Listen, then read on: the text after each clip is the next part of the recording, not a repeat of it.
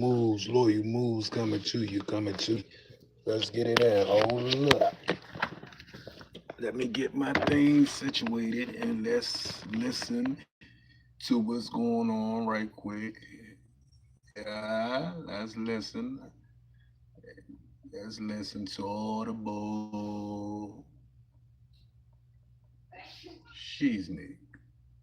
Is trend in motive violence. Oh, oh, hold up, holdy, dee dee doo. Alright. Make sure y'all hit them likes, subscribe to the channel, man. Hit them likes and subscribe to the channel. Let's see. Uncut. Uncut. Who is this? Oh, it's supposed to be potato. Products waste time and cost you money. Ranger has what you need. Talk the FBI guy. This is what we're gonna call him. All right, we're gonna get it started. All right, get myself prepared for this because this is gonna be a long one. Make sure you hit them subscribe buttons and hit them likes, and hit them dislikes. Make your comment on how you feel and what you think. This is the real Loyal Moves. Talking real today. We talking about some real things. Hold on. Bye-bye. I know that you got a little upset and you put on your show for your boss because it seems Senator Booker yesterday. But let's go through some of your failures.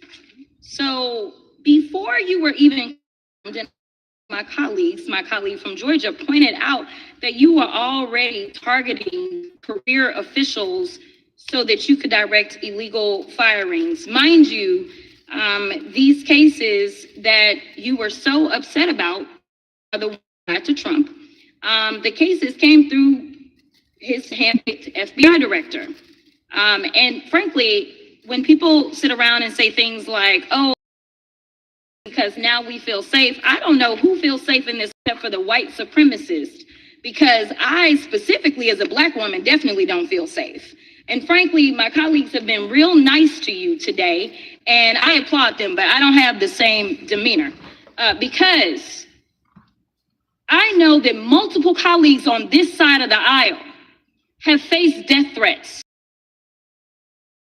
Colleagues, and frankly, this FBI or under your leadership, if those people would have been caught, I don't have any confidence in you. And if we start talking about the reasons that I lack confidence, we could start with you not just wanting to acknowledge some simple facts. Simple facts like the vast majority of the threats are coming from right-wing extremism. And I know my colleagues have tried to stress this, but I decided that I would maybe do it in a different way. Number one, I have a couple of UCs. Kim Buck, one of multiple Republicans voting against Jim Jordan as House Speaker. Objection. Another one, Republican lawmaker says she received death threats after voting against Jim Jordan in Speaker's race. Without objection. In addition, there was another one from another colleague who now is leaving Congress because they said that they were calling his wife anonymously and threatening her like sleeping with a firearm. So here's the deal. How are we supposed to have confidence when you're sitting up here telling the Senate yesterday that it will take you 14 years before you can get the FBI fully staffed to do their jobs? You're also resources so that they can go and play ICE agents on the streets. You're getting rid of your most qualified people. And even when it came down to somebody that you consider to be a friend, you were posted up having some fancy dinner to the extent that you posted not only once erroneously, you posted twice erroneously as it relates to catching somebody. And then you want to go and say, let me take a victory lap. Because honestly, if it were parents deciding that they were going to turn in their child, it seems like y'all wouldn't have got there. Literally confessed online. So I'm confused about what it is that the FBI is doing except for trying to put on a show for The Apprentice or whatever you want to call him. The day after all of this took place, there was domestic terrorism was taking place at HBCUs. They were targeted. Yet I didn't hear anything from the FBI about what was going on. Again, Black people kept saying, how did we end up in this? Because the numbers are so very clear that white supremacy is a problem. And honestly, I've not heard anything out of you today that makes me believe that you're going to do anything about the white supremacy problem. The one that is leading to children being killed, children being shot, as well as members of their community as they're worshiping in their church. Expired. If the gentleman would like to respond to any of that. Well, I mean, on Kash Patel, as I said when I introduced him, public defender, former prosecutor, top staffer on the House Intelligence Committee, deputy director of national intelligence with the National Security Council, chief of staff at the Department of Defense, and FBI director. I think that's pretty good resume for a guy who's now running the top law enforcement agency in our country. And we've seen all the stats that he's given to the committee on how much better they're doing at getting the bad guys than the previous guy was doing. With that, I recognize the gentleman from South Carolina. Thank you, Mr. Chairman. You're witnessing some auditions, clickbait auditions for the Academy Award for my Democratic colleagues. We'll see how they fare as they're on MSNBC later on today. Do you care, before I launch into my line of questioning, to respond to Ms. Crockett from Texas on that very elaborate and theatric display? Here's what I've learned in my government service about me, as long as I'm succeeding in the mission. We're succeeding in the mission because the men and women of the FBI have never been empowered to do more work and to hit the streets harder than by President Trump's authorities and resources he's given us. And so all I care about is that we are capturing more child predators than ever before, taking more drugs off the streets than ever before, that we are capturing murderers at a significantly historic rate, and we're delivering this country the lowest murder rate in recorded history. That are facts that you cannot dispute. But you can come at me all you want. I don't care. Thank you, Director, for that. And transparency. So we do appreciate that, Durham. I really do. He was a former federal prosecutor, United States attorney, and ultimately appointed special counsel in the first Trump administration. Correct. And what there was a document that he released in his findings called the Durham Report. What was the Durham Report briefly, and what were the findings very briefly? It was every special counsel that's appointed produces a report to the Attorney General. Special counsel's Durham report largely focused on Crossfire Hurricane and included extensive summary findings in classified and unclassified manner. And we released the classified version, finally declassifying it for the American public in this committee. Correct. And you released that in July of this year. I think so. Yes, sir. Isn't it true that in the classified referred to, that in 2016, the Obama administration obtained intelligence information from a source contained in January of 2016 and one in March. The two memoranda described confidential conversations between DNC Chair Debbie Wasserman Schultz and two individuals from the Soros Open Society Foundation. Isn't that true? As written in the report, I'll let her speak for itself.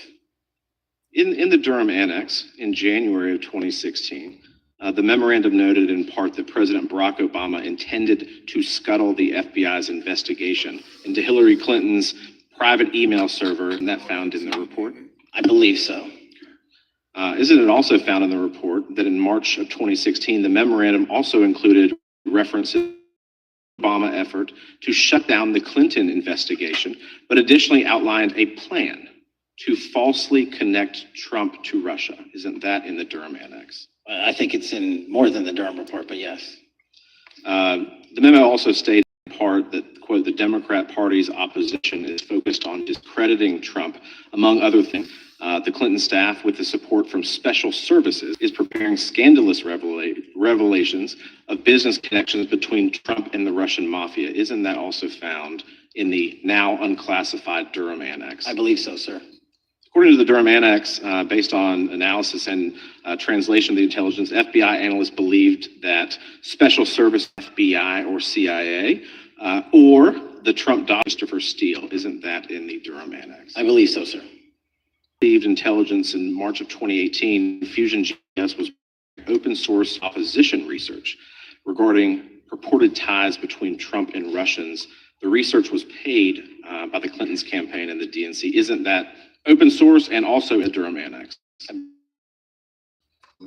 And so was the potential campaign plan was shared with high-ranking career officials at DOJ. Isn't that in the Durham Annex? I believe so, sir.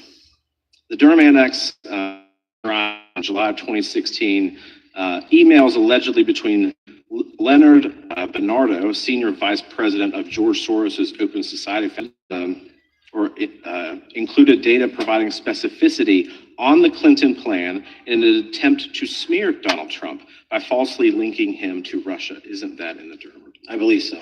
And so, briefly, this additional evidence that you've unclassified and released to the American public, what does that purport to show or augment about the Durham report here with the American people? Put They simply, must that think we fools or some shit. They must think we just stupid, like we just dumb. My friend's car needed repair. No bullshit. They must think we stupid and dumb. Like your people do it. That's okay. We tell a Republican this is. They ain't gonna believe shit. You know what I mean? So.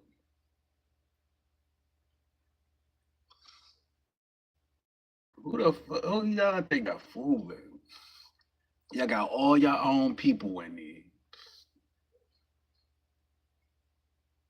And majority of these people crooks. The FBI agent is a drunk, like a whole drunk.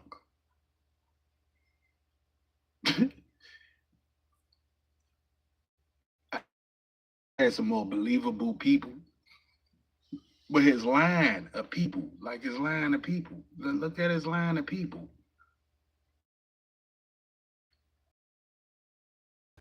Russia pursues a systemic strategy of undermining elections and influencing public opinion in the West, EU, and NATO countries must recognize that Moscow often acts as agents within their own borders and build resilience to such interference. What's the source? This one is carnegieendowment.org. Thank you. The gentlelady from North Carolina is recognized. Thank you, Mr. Chairman, and Director Patel. I'm glad that I'm going a little out of order here because I'm going to pursue some of the things that you were just talking to Mr. Fry about and remind you about your confirmation hearing. Hearing in January, you said under oath, and I quote, "There will be no politicization at the FBI. There will be no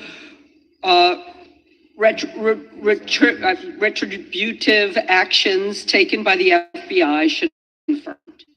And in your written questionnaire, you said, I quote, "Personnel shall be based on performance and adherence to the law. And every FBI employee will be held to the absolute same standard and no one will be terminated for case assignments." So I want to just go through a couple of scenarios with you to get a sense of whether you think these are examples of politicization of the FBI making decisions. Question: would hiring agents, analysts, and supervisors from only one being politicization of the FBI or making personnel decisions based on performance and adherence to the law? we don't ask FBI people, applicants, where their political parties are. Mr. Patel, do you ask FBI applicants who they voted for? The FBI does not. Are you aware that in the lawsuit that Mr. Driscoll filed against you and the FBI, he was asked who he voted for? Since that lawsuit has been, that's ongoing litigation, I'm not able to comment. Well, but it also means that what happened in his situation didn't happen. So we will go on to the next question. Let me ask you an even easier one. What's the next question? Does firing agents cases that they were assigned to and that the president didn't like, is that politicization of the FBI or making personnel decisions based on performance and adherence to the law? It doesn't anyone based on case assignments alone. Has the FBI ever been sued by that they were terminated based on case assignments? In the entire history of the FBI, Tenure. I'm sure there's ongoing litigation. Yes. In fact, there is ongoing litigation. And in fact, people have been asked who they voted for. And in fact, are running an FBI for the President of the United States rather than the people of the United States, because my questions were not hypotheticals. They are the things you have done during your tenure. And according to a lawsuit filed last week by long-term FBI, you fired former acting director Brian Driscoll. He had served with the Bureau for nearly 20 years, earned a Medal of Honor, Medal of Valor for bravery during the dangerous ISIS raid, and had a wealth of crisis response experience and led the FBI's response group. When interviewed Mr. Driscoll for that role, they interrogated him about his political leanings and who he voted for in the last 5 elections.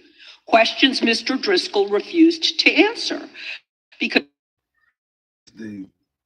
I don't know with him though. I just think he just caught up in the middle of the shit. I don't know. I just think he just caught up in the middle, like I'm just trying to do my job type shit. I just got a feeling like he really certain shit he don't want to do. He just there to do his job, and he got some, you know what I'm saying.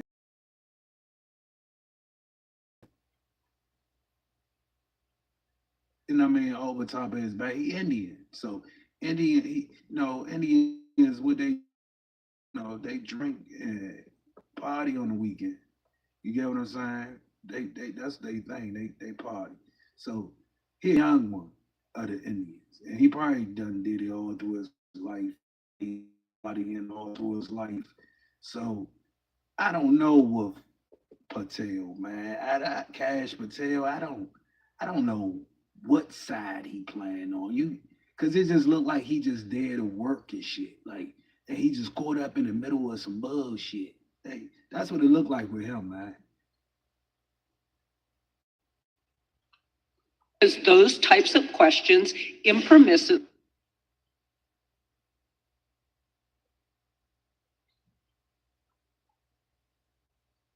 And then on top of that, he just probably just kissing ass, either or. Opportunity. Thank you for being here. I've got to say, when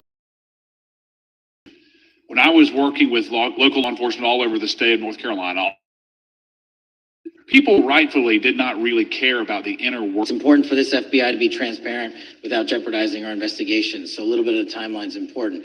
Charlie, on September 10th, we immediately the next day released images early in the day in local time in Utah to start the public in hunt for the assassin and culprits. Approximately 5 p.m. local time, I arrived on the ground and walked the crime scene myself. And we flew multiple FBI assets in and out to process DNA simultaneously while bringing in evidence response technicians, hostage rescue teams, and other experts to assist state and local law enforcement with their investigation. At 8 p.m. local on September 11th, the conference a video of the suspect on the grounds. We also released enhanced images. Due to that release that I directed and ordered, the suspect involved was apprehended and in custody at 10 p.m. local time. That's less than 2 hours after the release and the photo release. So within 33 hours, that individual suspect was in custody and interrogated, specifically stated to FBI interrogators that because of the video that the FBI released at my direction and because of the photographs that they released, we know you doing you trying to do your job, bro. We know you trying to do your job, man. You got to kiss her ass, and we know you trying to do your job. But you know, you get high, like you can tell he get high. But tell man, I don't know. It's just something you sniffling, like you got the water run under the nose. I mean, maybe I don't know. It's just that sniffle. I heard that shit 20, 100 times before, and he sound like he got the the nose. Like he got his nose running, like the wet nose, this from something he's been doing. Like he sniffling and shit. He got black around his eyes, like he don't get no motherfucking sleep. You know what I'm saying? So maybe he addicted to something. Keep his ass up. Yeah. They identified their son. They confronted their son when he's. We got 4. We got more. On top of that, in 2 weeks, thanks to the help of the CIA, we collected and captured responsible for the horrific Abbey Gate bombing that led to the murder of 13 service members. We did that in 2 weeks. They didn't do it in the 4 years of the entire prior. Boy, you look high as shit trying to explain that shit. They didn't do it. Oh shit. But damn, I gotta speak for how much longer? Shit. He definitely takes something to stay the fuck up. Administration. Nationwide, we've been executing FBI personnel across every single state across this country is getting a plus up. This is a fiction that the FBI is short or that we are compromising the men and women in the field. They do not need to be in Washington, D.C., so one of your states. Because of that, crime is at an all-time low. We had to do it because of the explosion of crime. And maybe the most important stat for Americans to realize in just 7 months. We're gonna give y'all a clap for the crime. Okay? We're gonna give y'all a clap. Oh. Good job. Good job. We're gonna give y'all a clap for the crime. All right, good job. Now, we're gonna tell a true story about the lowness of the crime. The crime was going down any motherfucking way from the beginning. Like I've been telling people, man, you better stop selling drugs like for a long ass time. I said to people, man, you better stop doing crime for a long, like leave that shit alone. Cause I can feel it in the air. Just see the shit coming. You get what I'm saying? From how shit was being handled from Biden and them taking down drugs. They was taking down bundles of drugs too. Y'all just taking the back handle of what he was already doing. So, but by y'all taking the back handle already doing, of course, crime is down. It been going down. Like they've been going after drugs heavy as shit. Y'all trying to make it seem like y'all need the FBI to do this, but the police was doing it. I mean, it's a good thing that y'all stepped in to help this shit.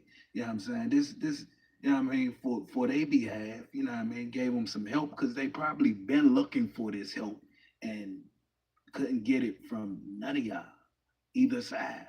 So for both sides, y'all been letting crime go, you know what I'm saying, on and on and on and on and on. So it ain't like, okay, well, they just stepped in and then they just completed crime and they term, they just came in and dropped it. No, it was already going down. It was shit was getting raided like a motherfucker. Houses was getting bust. Gangs was getting thrown in jail. You know what I'm saying? You had this, you know what I'm saying? What? The same lady that's going after Trump. All these judges and shit, they was and state attorneys was hitting heads. So what y'all saying is y'all the one that broke crime down. Y'all just came in and got the kind of the ending at the back of the crime, really. Y'all came dust out the back of the crime. Like the little bit that was left, like the little crumbs up off the motherfucking, yeah, it was still crime. So that's what it make it look bad, you know what I'm saying? But y'all dusting up the little crumbs and shit that was on the street. You get what I'm saying? Y'all picking up all the little crumbs. What it is that y'all don't want them motherfucking Mexicans to get up in this motherfucker. I'm just being real. Y'all don't want them Mexicans. Don't want them Mexicans. That nigga afraid. Believe that. So y'all ain't security for that type shit, for real, to be honest. Y'all All this fake ass. We getting the drugs off the streets. We got many shit been around from generations to generations, generations. Fuck out of here. So we're gonna do some good here by getting the drugs off the streets, but we're gonna fuck them over here to cover up what y'all doing. Like y'all trying to cover up what y'all doing. Y'all trying to make it look as there's a whole Hollywood show going on right now. But y'all some good motherfuckers at what y'all do. I give you that. They some good motherfuckers what they do.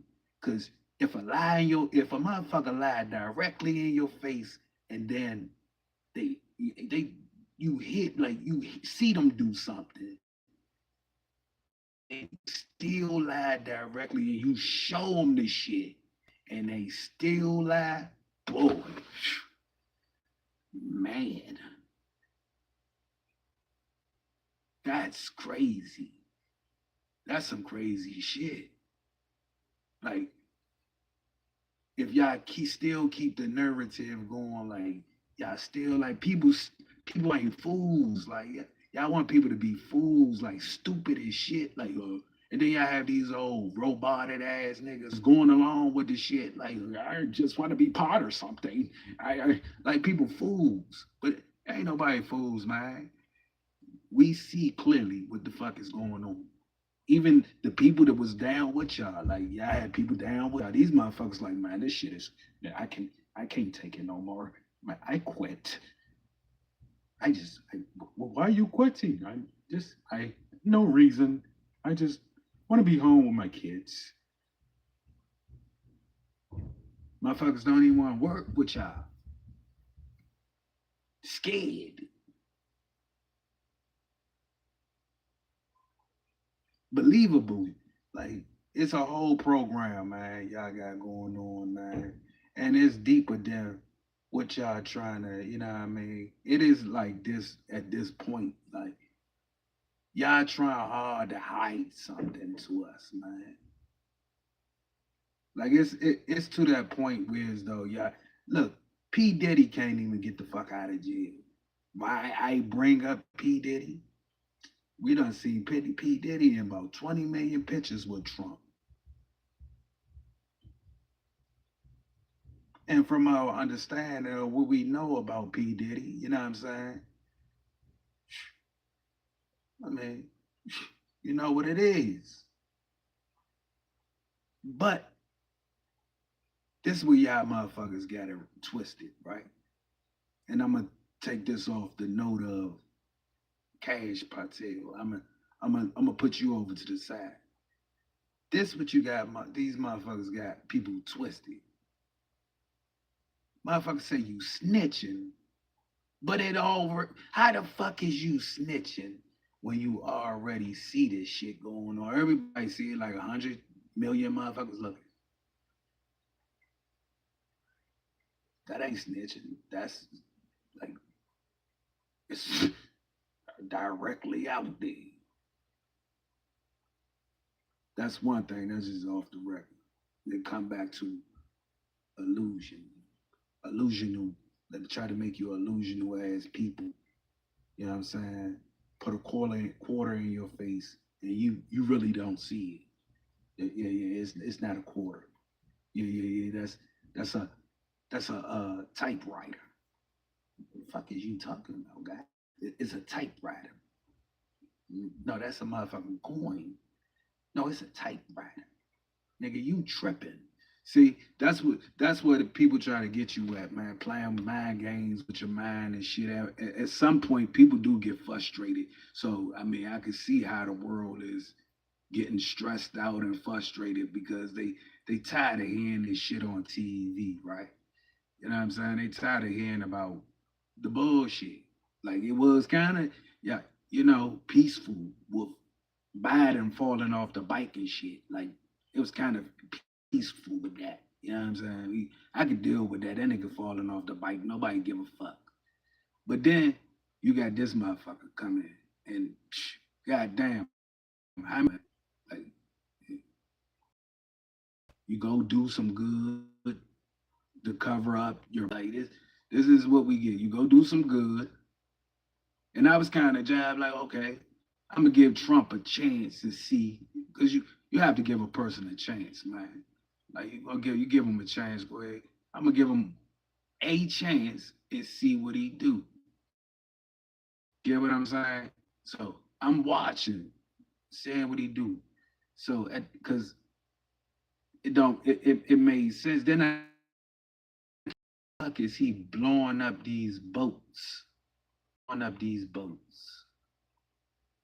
That was one thing. And then I said, okay, well, the Epstein thing, rape. And look, rape, child molestation, kidnapping kids, uh, uh, the fires in Florida. I mean, no, is that the fires in California, Hollywood, wherever? All these people houses, but we finding tunnels under the house. You got tunnels in the house.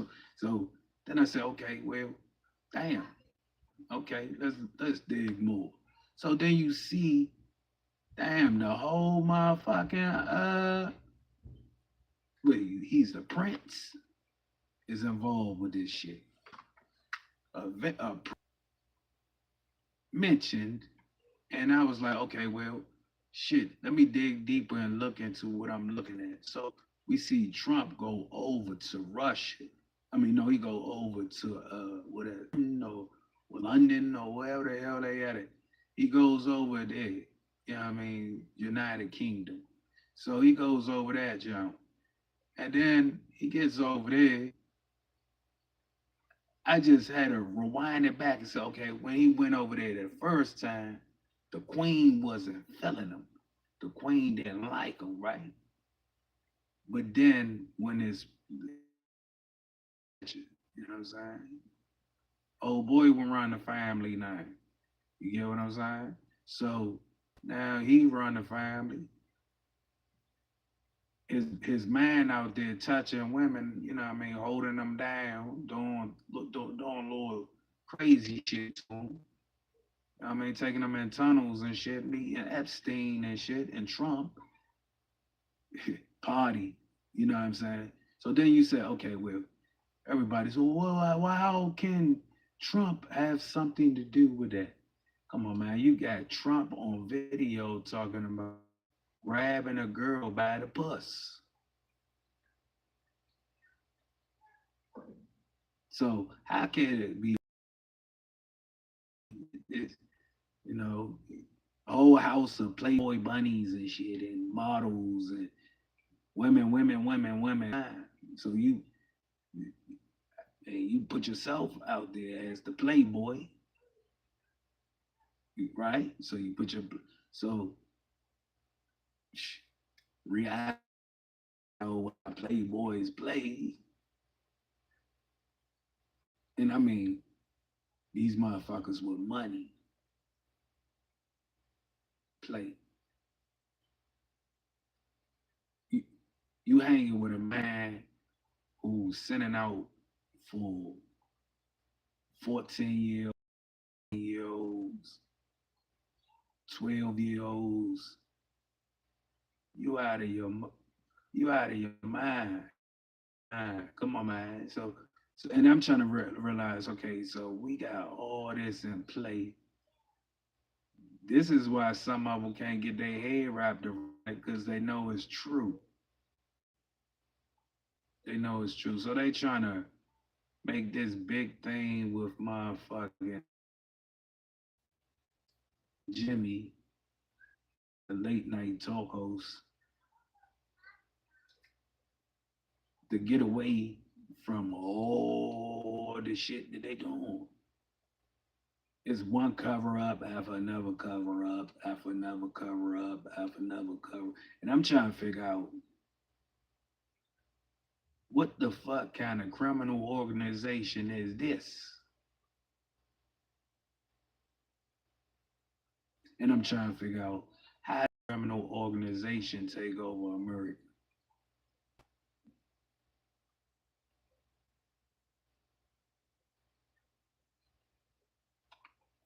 That's some real. That's the real part of it. Well, Trump is not like that. He have his man. Which I got a whole call. Somebody do something. It'd be a politics situation. You know what I'm saying? You can see it. Like you read about shit a car crash, and they say something stupid out their mouth like, "Oh, it was the Democrats." And this is what I mean by people mental health being fucked up with this because every day it's something new. And you hear this motherfucker to the point is driving. This outrageous. And a motherfucker just lie in your face.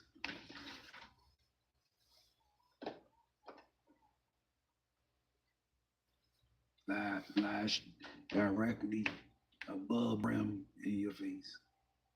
Let's see, but Patel, they got Patel up here talking, and Patel look high as a motherfucker off them pills. Like he took two to the head and shit. You know what I'm saying? Off them pills, trying to stay the fuck up. They working the shit out of him.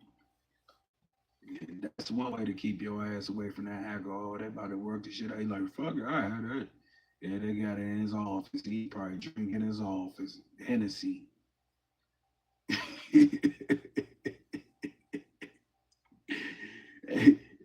Patel drinking Hennessy, Cash Patel drinking Hennessy in the office. You know what I mean? You could tell he be getting fucked up. Uh, let's listen to him.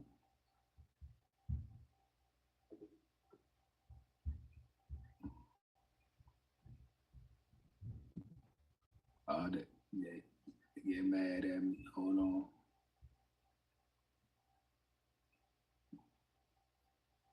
Man, hold up. Hell nah. No, buddy. I'm not doing that. Hell no. That's a no. I won't be doing that. Yeah, here we go. There we go. Yeah. We are on track to produce the lowest murder rate in modern U.S. Bruh. Didn't I just Scope say the of Arctic time? frost. On that political list for investigation was one of Charlie Kirk's groups, Turning Point USA. In other words, Arctic frost wasn't just a case to politically investigate Trump. It was the vehicle by which and DOJ prosecutors could achieve their partisan ends and improperly investigate the entire Republican political apparatus. I'd ask that, Mr. Chairman, that document be admitted. Without objection. So, I know that this may be under current investigation, but I wish to ask specific questions about this for just a moment. What search tools were used in Arctic frost to view private communications of targets? I believe the traditional search tools, search warrants, lawful service of process, and the tools that the cybersecurity systems and counterintelligence systems.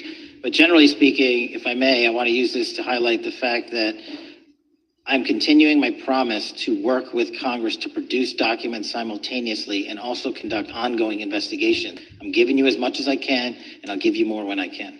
Thank you. Are there any directives from the Biden White House concerning the Arctic frost investigation? Were there any directives or communications from the Biden White House itself concerning the Arctic frost investigation? I'll just rely on what was turned over to date, sir. Okay.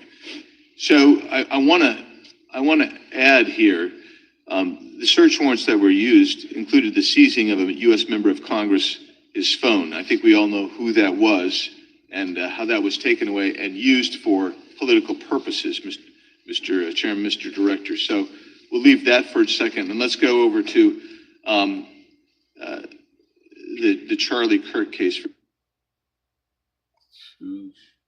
Chambersburg. John says, Man, come on, man. You know what another bunch of lies about to be just waste of time. He just sitting there asking questions, lying and they lying and just lying. Was the platform Discord forthright from the start with law enforcement about the shooter's communications on its platform? Discord, the platform ownership, has been working with our lawful process, and we are obtaining materials from them on a rolling basis. Thank you.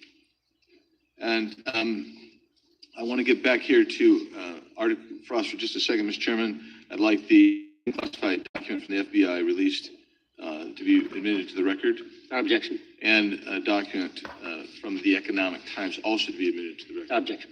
So I'm going to give you the last 30 seconds. We could go on about the Epstein case. I've got a bunch about that, but I'm just going to let you, if you wish to respond to either of the two vitriolic questioning or statement from the Democrats. The work of the FBI speaks for anyone that wants to attack the FBI can attack me, but leave our leadership structure alone. When you have 23,000 violent felons arrested, twice as many as this time last year, the work. Thank you, Mr. Chairman, and thank you. Appreciate your good work, Director Patel. Yield back. Gentleman yields back. Gentleman from Maryland is recognized. Thank you kindly, Mr. Chairman. Before you joined the FBI, you railed against it for covering up Jeffrey Epstein's human trafficking ring. Let me refresh your memory with this clip. It has Epstein's list. They're sitting on it. That doesn't seem like something you should do. You're protecting the world's foremost predator. That seems like an evil thing to do, regardless of who may be embarrassed in the release of the list. Why is the FBI protecting the greatest pederast, the worst in human history? Simple, because of who's on that list.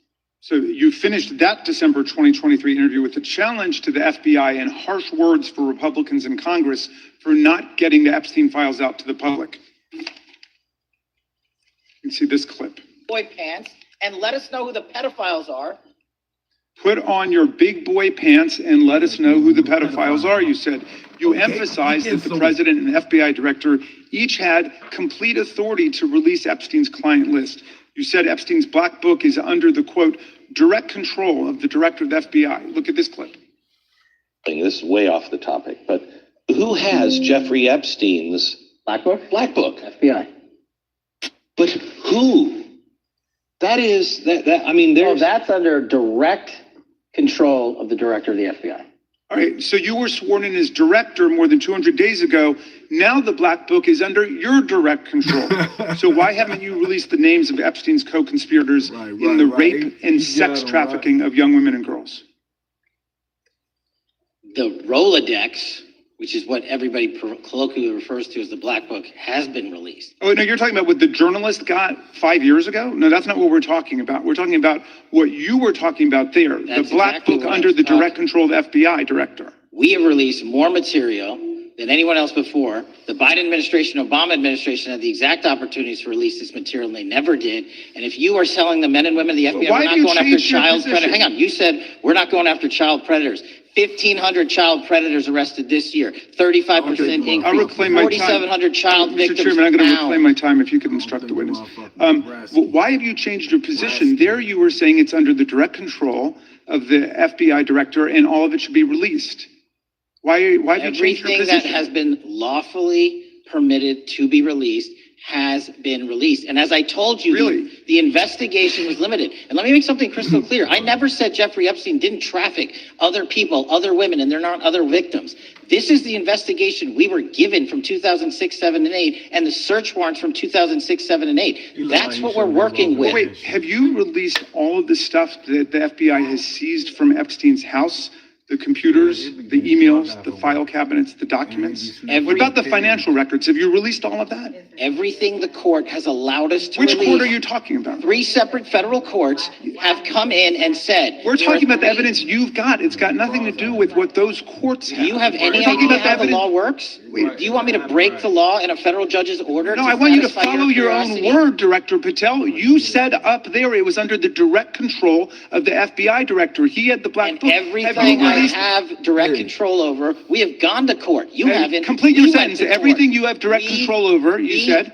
Have gone to court, and everything we have direct Director control Patel, over. complete your and sentence. can You said everything- lawfully I'd like to release, the we're gentleman- releasing.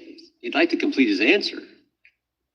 You began the sentence, everything you have direct control over, and then you stopped that sentence. You've released everything that you have direct control over? And I have direct control over and can lawfully release. If you're familiar with the court orders, that's not my fault. Oh, Go look at them. I'm Go perfectly to familiar court. with them, but how did we prosecute Ghislaine Maxwell? She was prosecuted with the investigatory material that was collected from 2001 and 2005 because of the non-prosecution agreements and the court investigations and search warrants. We were not able to develop new information. And oh, by the way, Jeffrey Epstein was out for 12 years, and the Obama and Biden administration did nothing to look at his work, his pedophile network. If you want to blame me, that's fine. But now you're blaming the men and women who conducted this Stop great that. search. I'm not blaming anything. You're not keeping your word. You said that you release all of the materials. Has anyone released more information on Epstein than I have? Has anyone? Much Did more. Comey, did Ray? Much more. they? Excuse me. Much more has come out in the days since the American people in Congress have been demanding it. But it's coming out in dribs and drabs. Why don't you just release the entire file as you promised? Literally just told you. There are multiple federal court orders. I'm not going to break the law to satisfy your curiosity. You didn't join us when we filed court to release the court orders. You could have. You have lawyers. You could have shown up. You didn't do that. That's a tiny the material we're That is talking about. not. It is How do you- tiny fraction. How do you know that? Have you seen everything? It's all misdirected. Fired, the gentleman from California is recognized. Well, thank you, Mr. Director. Just to be clear, how many of the Epstein files were released in the 4 years of the Biden administration? 0. And how many have you released? I don't know those pages and stuff. I was going to ask you to begin whether Americans are safer today than they were 9 months ago, but you cited dramatic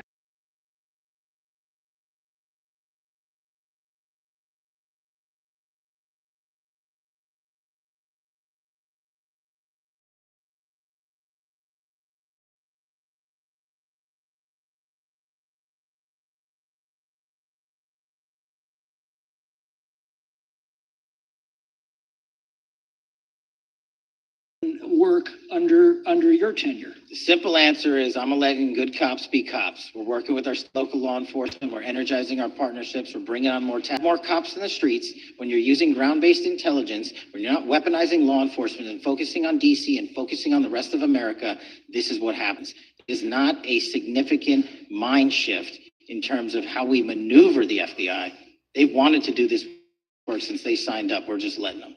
And we've seen many prominent Democrats oppose your efforts to restore order to the streets of our nation's capital. I mean, all of us here have seen a dramatic change for the better here in Washington, D.C. Why are so many Democrats attacking you? Sir, Democrats have been attacking me for a decade, as is the fake news media. They didn't like the fact that I exposed the Russia case host and the largest weaponization of the FBI, DOJ, and U.S. history. With congressional oversight. I'm wed to that congressional oversight and will continue to do that work. Christopher Wray repeatedly warned this committee that the Biden open borders policy had produced a significant, that he said kept him up at night. A particular concern, he said, was the 2 million gotaways that entered the country during the Biden administration. That's an average of 41,000 every month.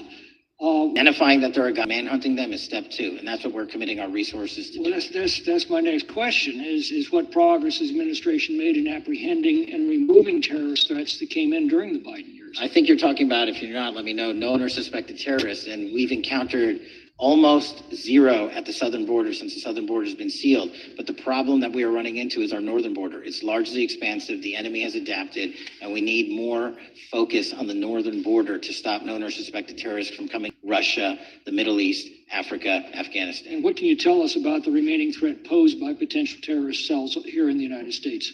The terrorist threat that is terrorists here in the United States is one of my highest priorities. We've taken down numerous individuals and numerous rings across this country to neutralize that terrorist threat, including in places like New York City, Los Angeles, and I believe Dallas, Texas most recently. How extensively did criminal cartels, Sinaloa, Jalisco, New Generation, MS-13, Trinidad, and others infiltrate our country during the Biden administration? By the tens of thousands. And what progress have you been making in combating their presence? I think the DHS is best to speak to that, but I think I can't remember the tens of thousands or hundreds of thousands of individuals they found that came in illegally, and the tens of thousands that associations to criminal networks have all been deported. And that effort is being every step of the way by Democratic leaders in our cities, some of our states, and right here in the Congress. Isn't that true? We can in every single city we can, and I welcome the opportunity to partner with Republicans or Democrats on fighting violent crime like we're doing. Mr. Biggs asked about Arctic frost. What else can you tell us about that and what we need to do to assure that it never happens again? Continue the congressional oversight work.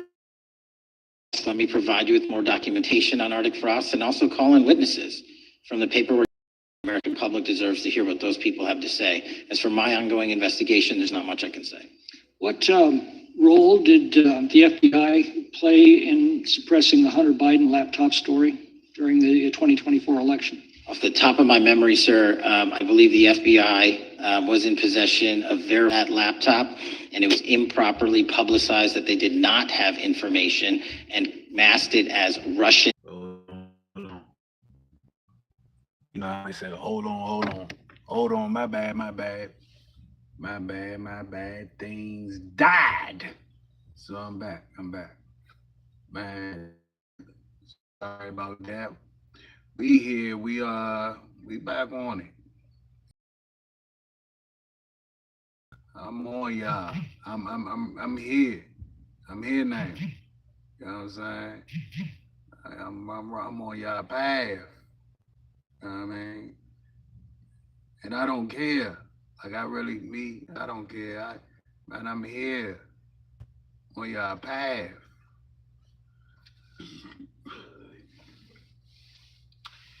We just gotta make it make sense. Like, we gotta make it make sense. This for you middle class people. This for you poor people. This for y'all. You know what I'm saying? Y'all rich people y'all really don't gotta worry about nothing. That's y'all. You know what I'm saying? That's y'all side. See, it only reflects on middle class and the poor people right now.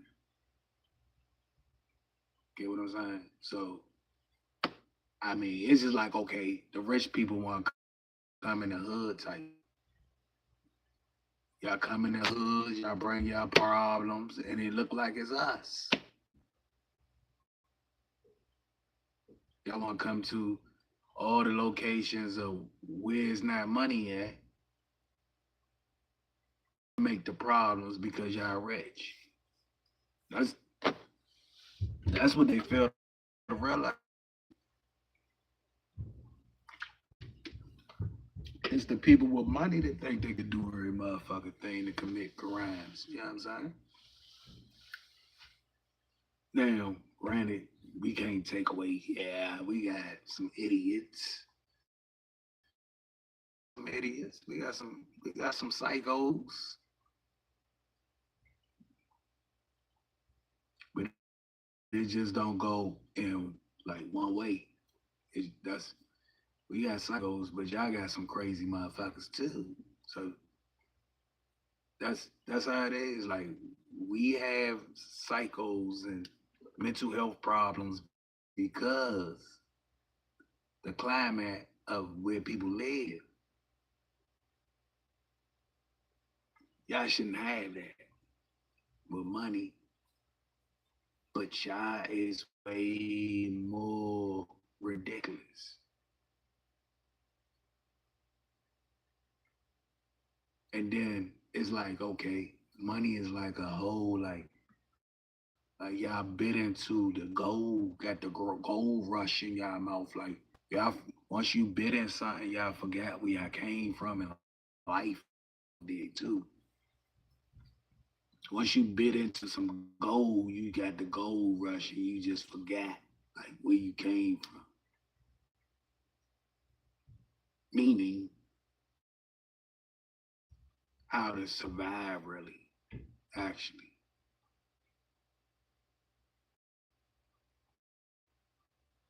It's crazy. That's the crazy part about it.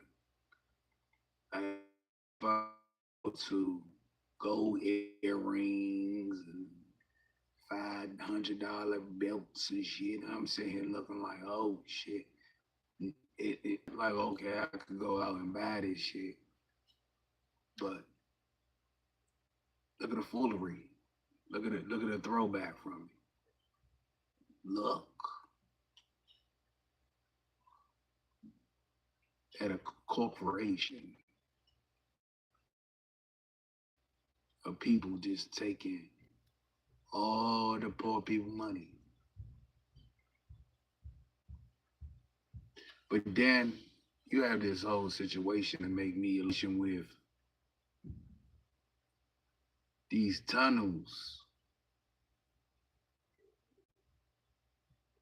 You have a situation with young girls, young kids in schools, to other countries and shit. Hey, get it?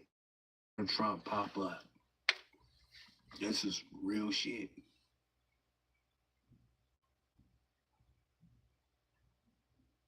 The people that don't want to talk, we know who it is, but I'm not going to even mention them.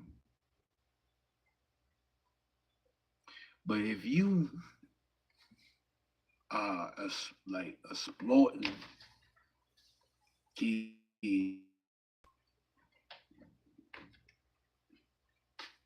man, sir, you're crazy.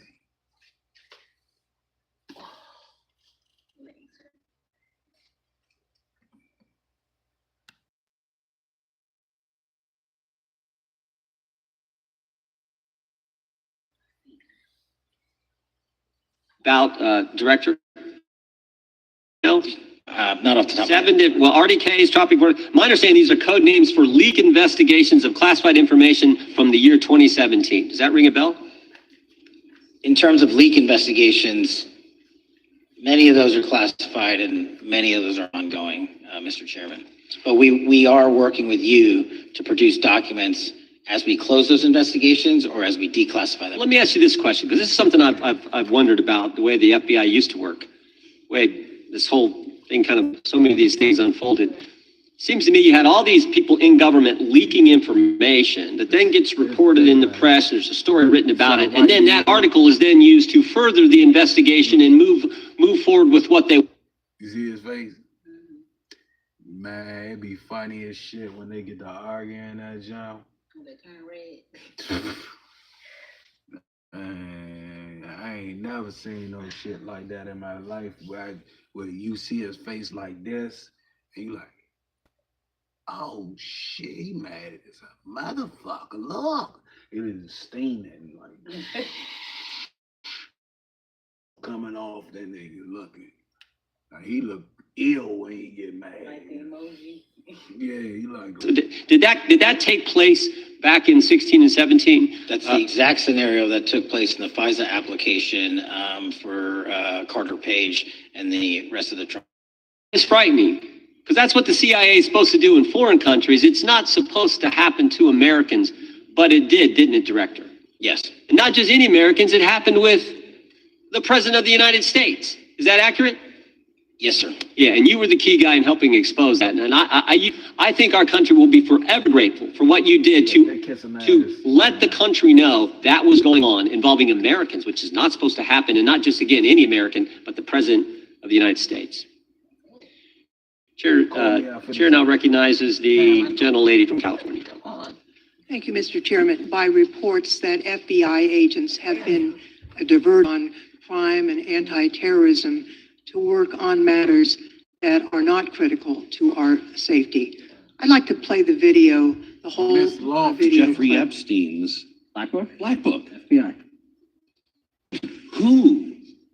That is I mean, they're That's keep under playing the same direct video for his control ass. of the director of the FBI. I swear to God, the they play Black the same Book, video. it's not to get just him sitting. to talk about I mean, each and every that's one of them. that's Hoover power times 10. And to me, that's a thing I think President Trump should run on. On day one, roll out the Black Book. To that attitude of let it all out, we're getting reports of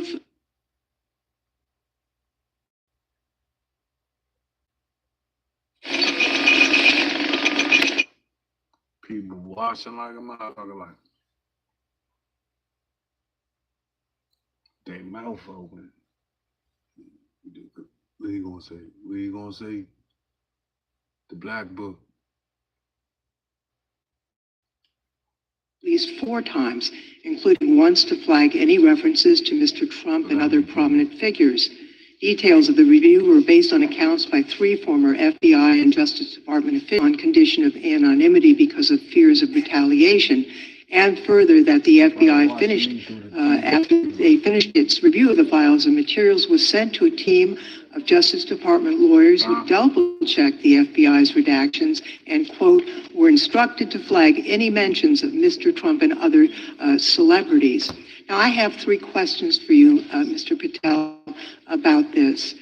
First, how many times did President Trump's name appear in the Epstein files? Was it more than 100, more than 1,000? Were the agents who were pulled from their duty to redact the president's name from the Epstein files working on criminal cases or national security cases or child sex trafficking cases? And are the number of agents that have been reported diverted for these purposes, is that accurate? No what?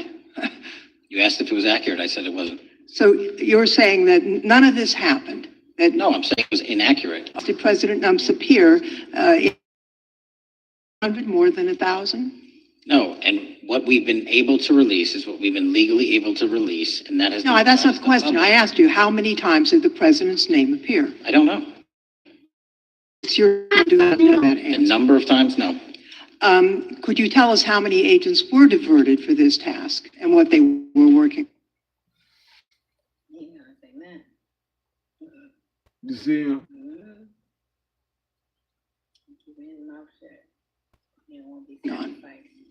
When you say diverted, you make it seem as if agents were pulled off what they do all the time. Agents at the FBI masterfully do double duty and triple duty. And because of the public's interest in this case, we flex resources to make sure that we could answer the public signal demand. So do you want us to look through the material and provide it to you, or you do not want us to do that? So it's Which one is it? it's your testimony that no one was diverted from a criminal matter, that this was a top priority to go through this material to look for Mr. Trump's name. Is that your testimony? That's the highest priority for the FBI? What's one of the most impressive things about the FBI leadership and the careers that are in place is that they make the decisions on who to send where on priorities and make sure the mission needs are not hurt. And that's what happened here. It's shocking to me that the FBI would think that erasing Mr. Trump's name from the Epstein files is a high priority when we.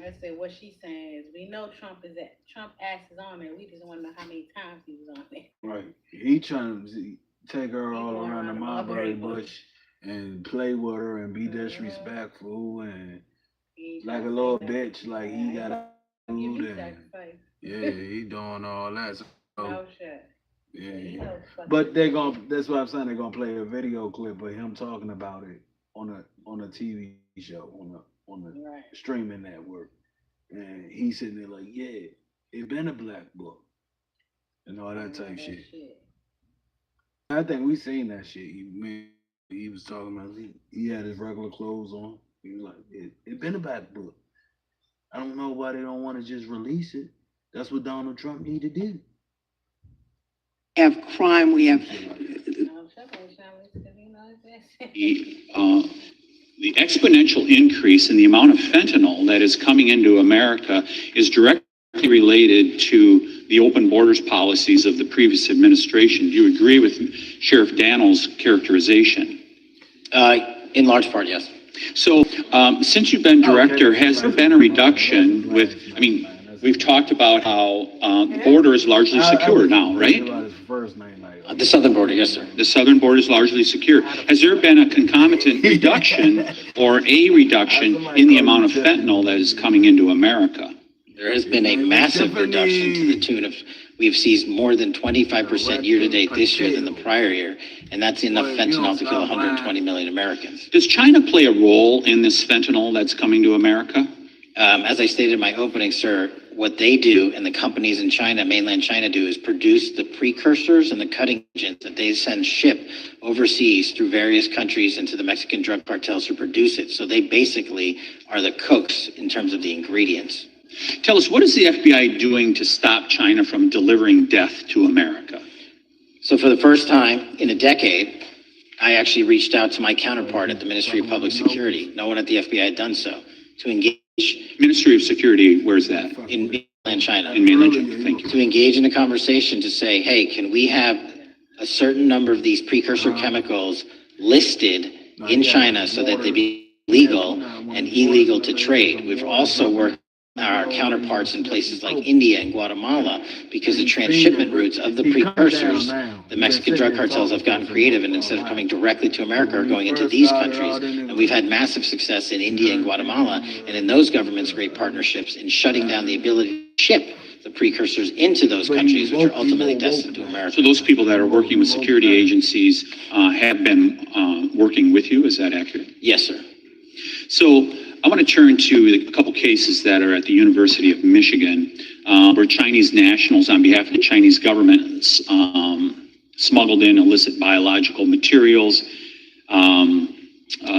stuff that can harm our agricultural industry. What actions are you taking as we see repeated stories of Chinese nationals doing this in the United States? So just that, sir, in this calendar year alone, as I was mentioning, our counterintelligence operations and cases brought against the Chinese are up by, I think, something like 40%. And specifically, the cases in Michigan show 2 threat streams. They be all on the chat lines and shit. Let me explain something to you about this. Where it's bad at. You got child molesters out there. You got people that trafficking kids out there, and it's real heavy. And I figured out where it come from. Not just him. The whole thing, like the whole administration of Republicans right now. It's some just scared sitting there like this is bullshit. They don't believe in this. But Donald Trump is a donor of. That's why he's so good with all the criminal ass presidents out there in other countries, cause he want to get the norm, so he want to get his business going with what he been had going, but now he can do it the presidential way. You get what I'm saying? Nobody can stop him now. Like you say, the mad scientist. Like nobody can stop me now. I'm in there. I know what to do. Fuck this. President forever type shit. Like in his mental mind. Like that's what we see happen last time when he had to get the fuck up out of there, right? That nigga threw a fit like you never seen before. Like what the hell that nigga? Damn, shit. Like you don't just go.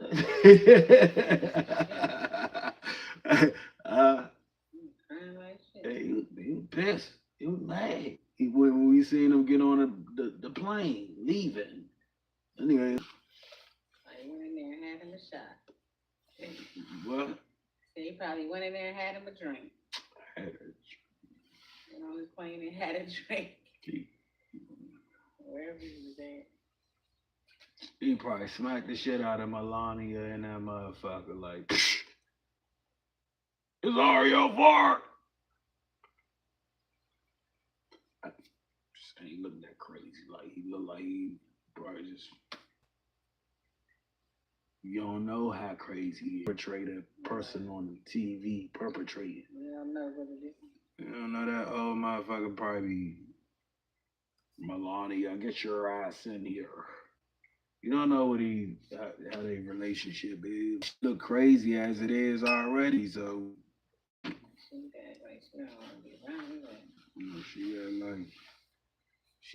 She act like she was sold to him. Like, somebody saw I had to get along with him for these years, so hey, we got a kid now. What can I do?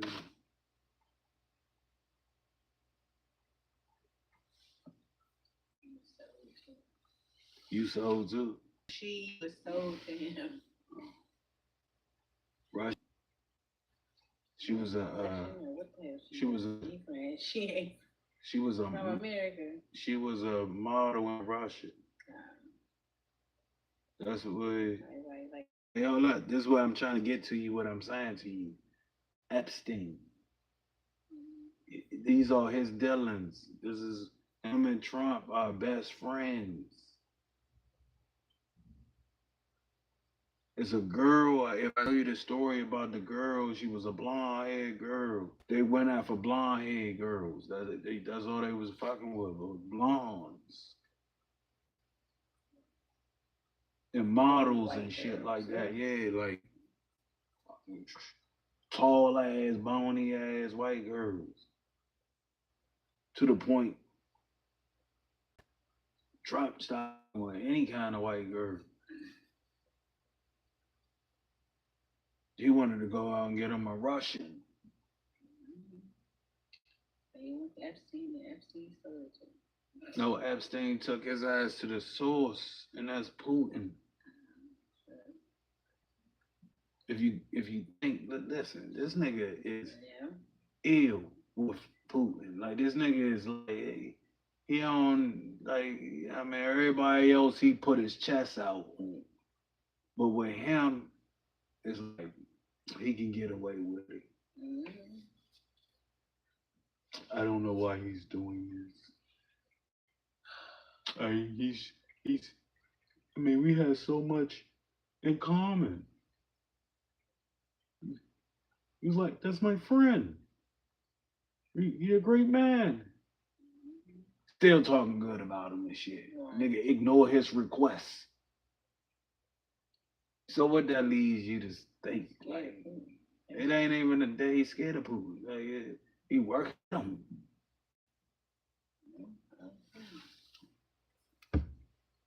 People keep saying that Putin got something on him.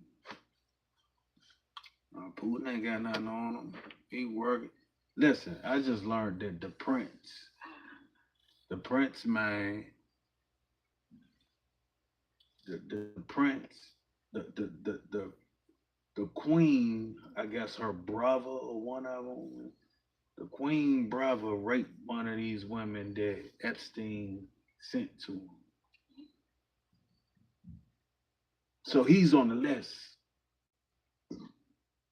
And remember, Donald Trump said, I don't want to give out the list because, you know, it can mess up people's lives. It can. Life. Right, that's what I was thinking. Like, yeah, it's gonna mess up your life, nigga. You don't want nobody to see with your name in it. You up in there sitting around with little 14-year-old, 12-year-olds and shit, sitting on your lap and shit. Nah.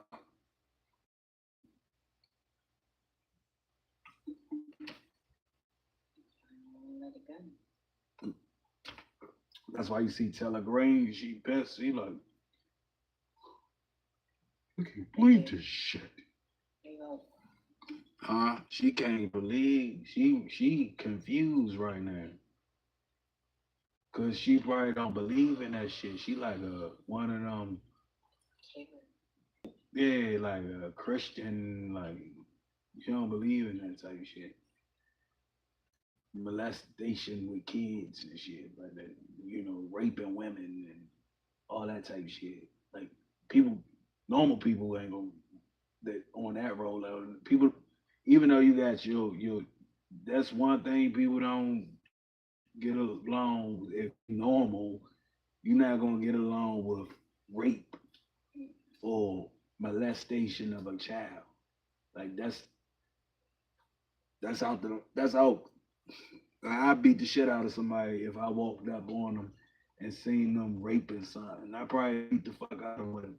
Or anything I see, and beat the fuck out of them. Because that's crazy. You can't control yourself. You out here raping easy. That's crazy. That's fucked up. You know what I'm saying? You will ruin somebody's life. they don't want to do something with you, but you gonna force it on them to do it. That's outrageous.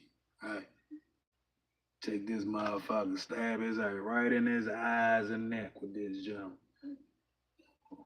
Like, I ain't even lie to you. And be like, okay, gotta call the police now.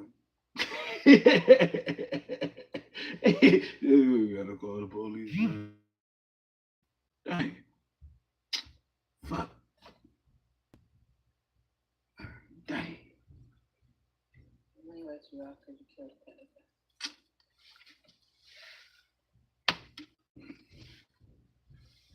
the pedophile. Right. Yeah, okay. Yeah.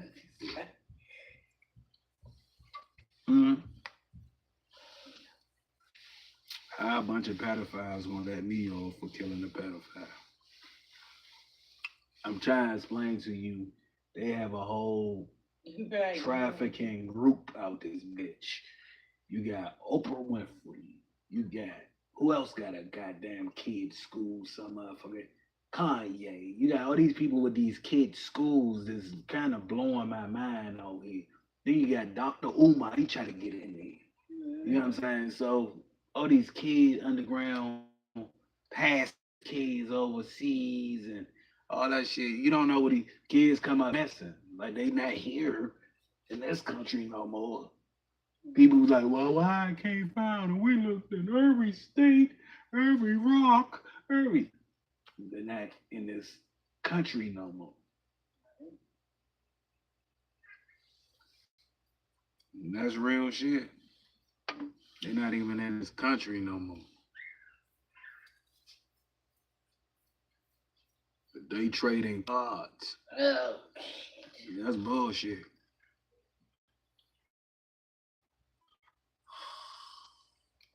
That's crazy. And the reason why I say that's crazy because they asking for people information. The same people see this that secretive ass shit, but you ask if you can catch on to their ass, they asking for people information. So they already got all these weird ass things of people showing up at people doorsteps and shit like that going on.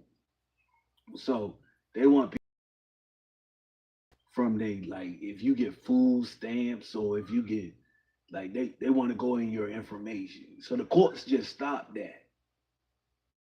Yeah, the courts just stopped. They was trying to fuck with food stamps or some shit, and the courts just stopped that.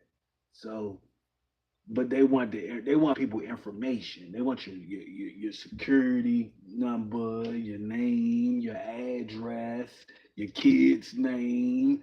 They want all that.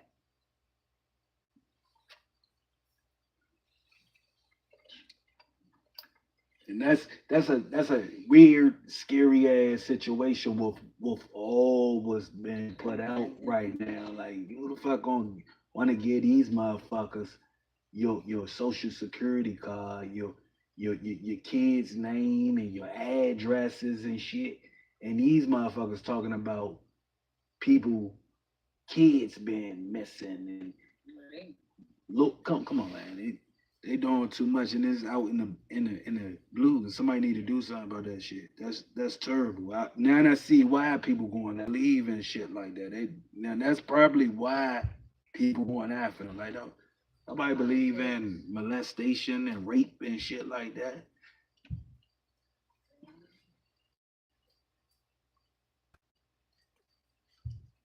So I mean, you got. That's why I say he got too many people to hate him. Like you got too many people to hate you. You got. The, Everybody. Black, Mexicans, LGBT, whatever the fuck it's called. beating the shit out of them. That's the crazy part. They getting jumped by drag queens in the bathroom and shit.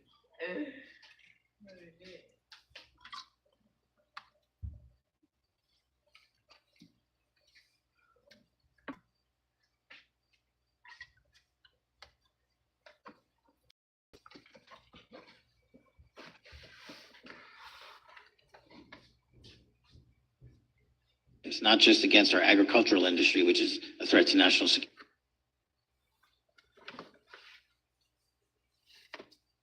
I yield back. Mr. Chairman, I have a unanimous. Gentleman consent yields back. request. Unanimous consent request from the gentleman from New York. I ask unanimous consent to introduce an unsigned memorandum from July 7, 2025 that says we did not uncover evidence that could predicate an investigation against uncharged Department of Justice and the FBI. Objection. Mr. Chairman, I have a Gentleman from Georgia. unanimous consent request. It's a DOJ deletes study showing domestic terrorists are most often right-wing. Objection. Thank you.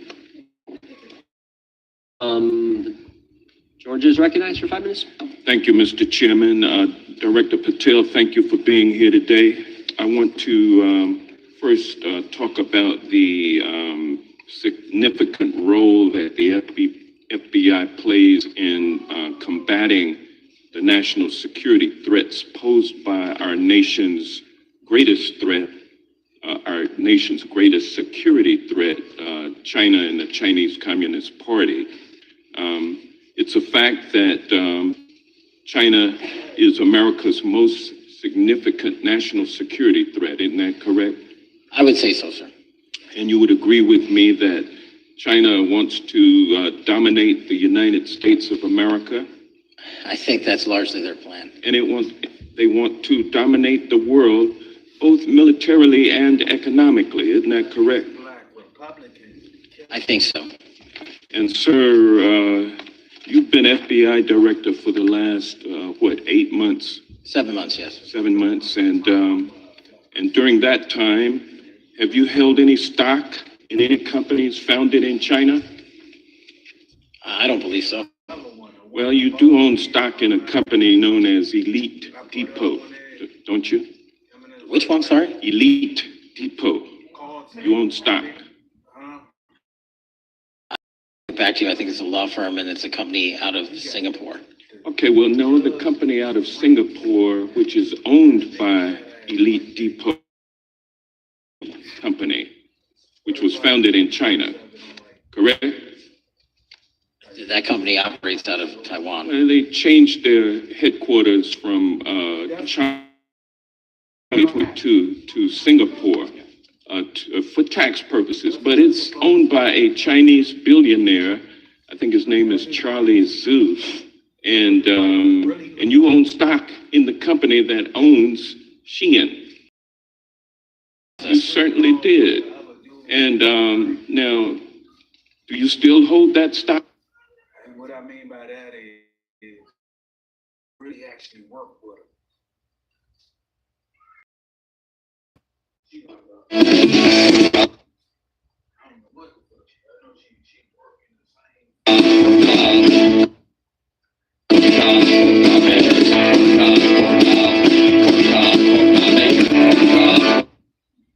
Boy, I thought I was having a ring dong.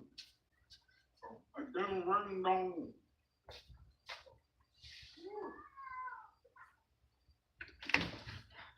If y'all don't get your ass down and stop making that motherfucking noise.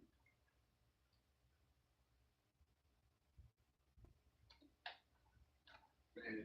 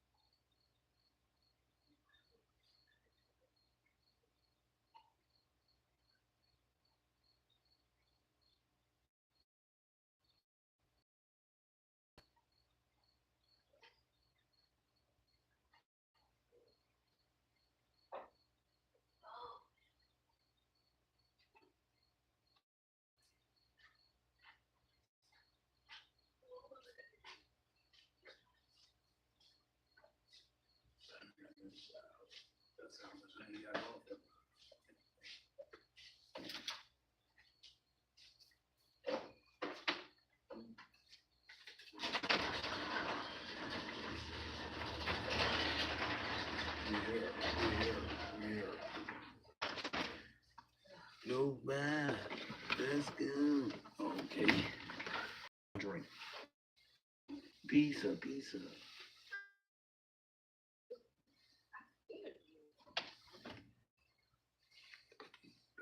Representatives have signed on a calling for a special select committee to pursue the organized effort from the radical left to target our way of life and undermine our security by putting criminals on the street and having our borders being wide open and putting us in danger. With that, I would yield back. Without objection. Gentleman yields back. Mr. Chairman, I have a couple of unanimous Gentleman's recognized. One is from Senator Tom Cotton, dated last year, urging the U.S. to, quote, ensure that data from U.S. companies not harvested by the Chinese Communist Party through the purchase of Xi'an software and technology. Objection. And also a statement by Marco Rubio, then Senator Marco, our UK allies about, quote, Xi'an's deep ties to the People's Republic of China. Without objection. Also,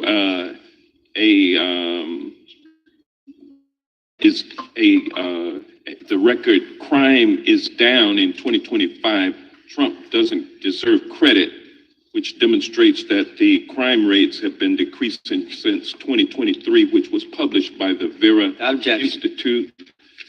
Also, unanimous enter into the record a NPR report from July of 2024. GOP vows to make America safe again. Statistics contradict their growing crime claim. Without objection. Also, a report out of the American Presidency Project dated January 17, 2025. Record low crime during the Biden-Harris administration. Without objection.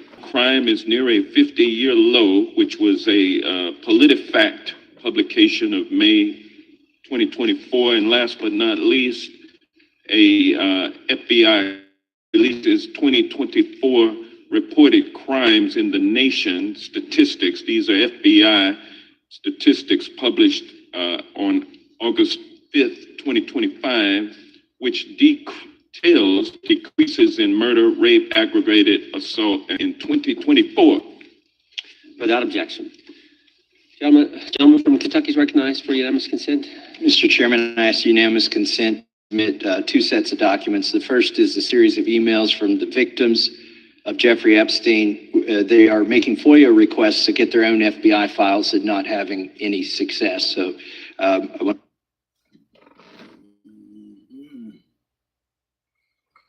Shit. They doing it in. Well, with it, a usual Monday.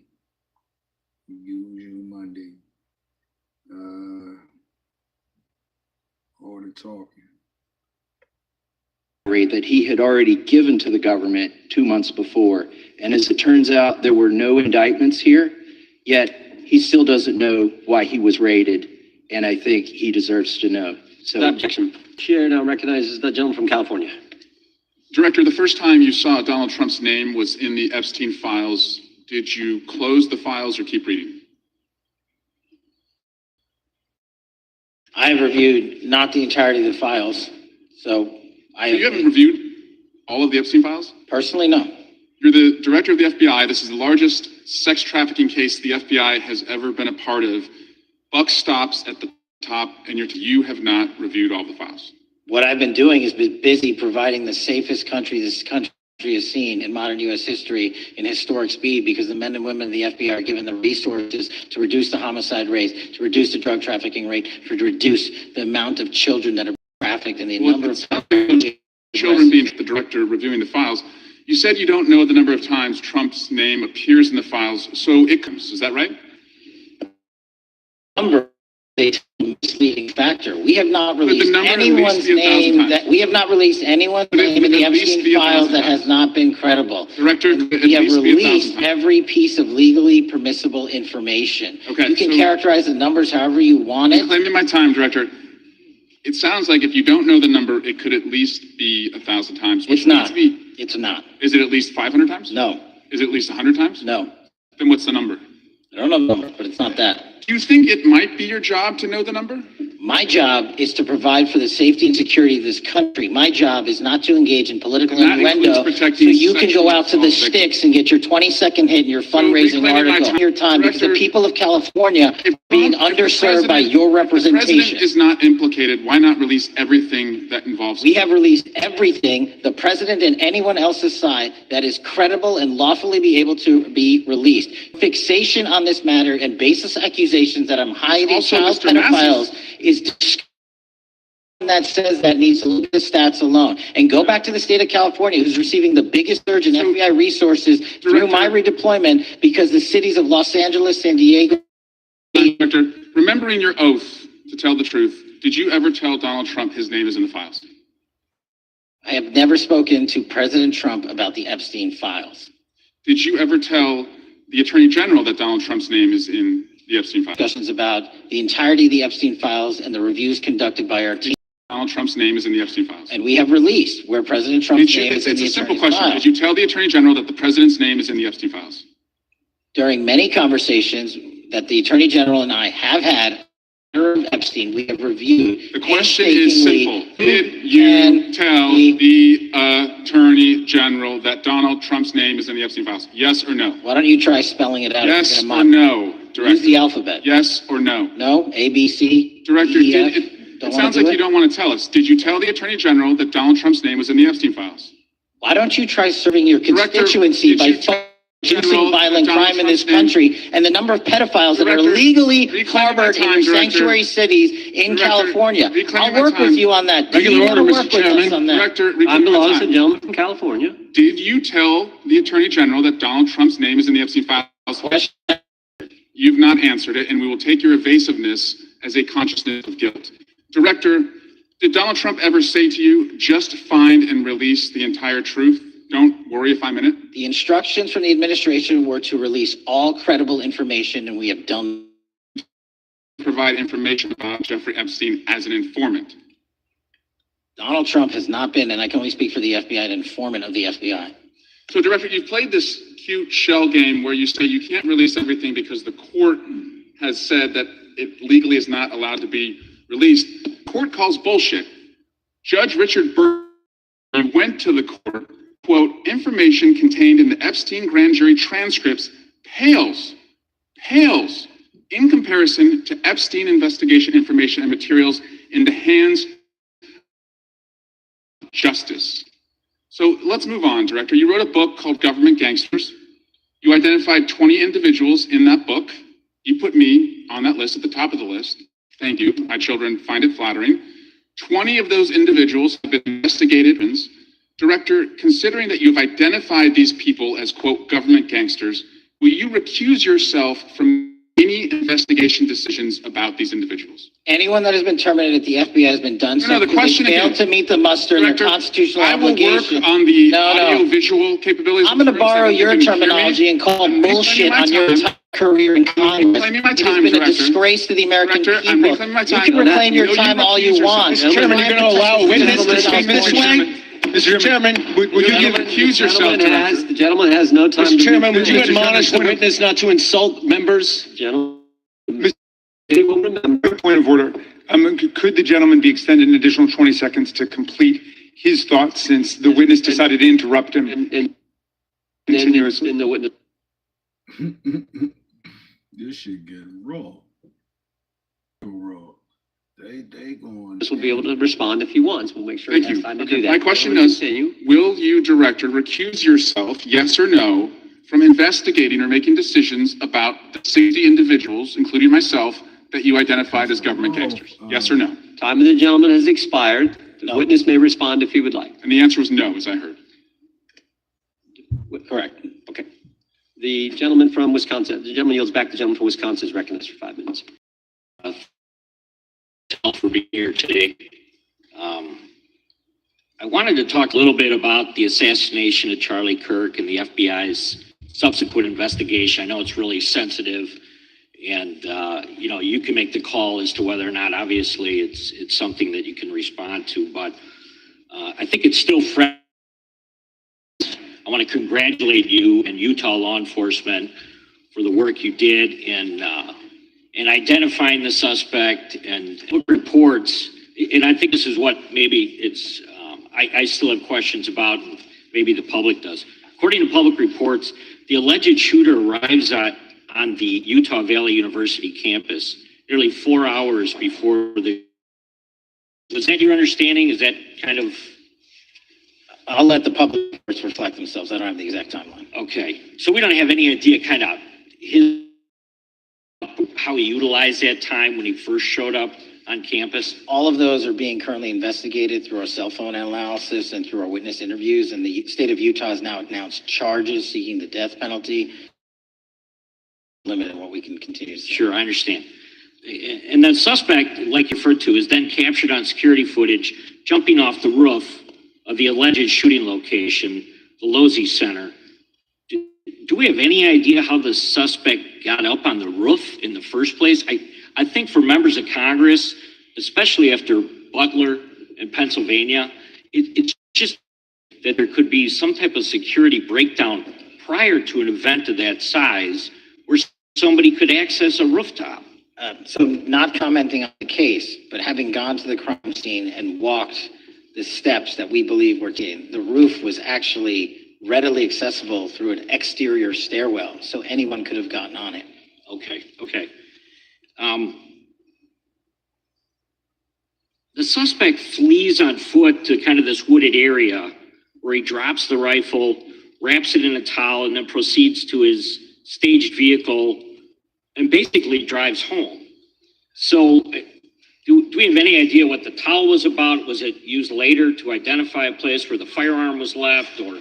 What we can tell you is the towel, there was a screwdriver found on the rooftop, which DNA was collected off of, and the towel was found wrapped in question in a wooded area next to the campus. All have been processed for DNA. And then, according to the suspect's roommate, there were allegedly messages on, specifically Discord, suggesting the towel may have been used to identify that weapon's location. So, do we still believe that that's true? Do we have any idea as to whether or not those Discord messages led us to believe they've had help in any way or assistance? I can only speak to the FBI's investigation, and our investigation is ongoing, and we are interviewing any of those individuals involved in that chat and other individuals in the area. Very good. And so my suggestion, if there are, I'm sure this is something that the FBI is going to continue to investigate fully and thoroughly into the future. Yes, sir. The reason I ask that is because I don't know that was necessarily the case in Butler, Pennsylvania. So thank you so much for your persistence kind of in this matter. There's still a lot of public questions that need to be asked. Let me shift to another topic very quickly. On July 31st, 2025, the DOJ and the CIA filed the annex to Special Counsel John Durham's 2023 report on hurricane. The 29-page Durham previously classified information about, among other things, the investigative referral of the Clinton campaign plan. Why would somebody place documents in a burn bag related to this case? That case is very much ongoing, so I can't comment on the stylization of the evidence we're collecting. Can you comment at all on the Durham Annex, as I described it? The Durham Annex, which has been publicly released thanks to the FBI's commitment to transparency, is one of the documents that's being utilized. And in general terms, speaking for a burn bag, sir, a burn bag is what you use classified documents into generally, because that is literally... So it appears that efforts were made by the Clinton campaign to reach out to the FBI agents or the Clinton sympathizers in the intelligence community in order to lead more credibility to the Clinton campaign plan. Do you think that's a accurate characterization? Yeah, they get clear answers. Again, I'm not going to characterize that material because it's part of an ongoing investigation. Thanks for being here today. I yield back. Gentleman yields back. Back.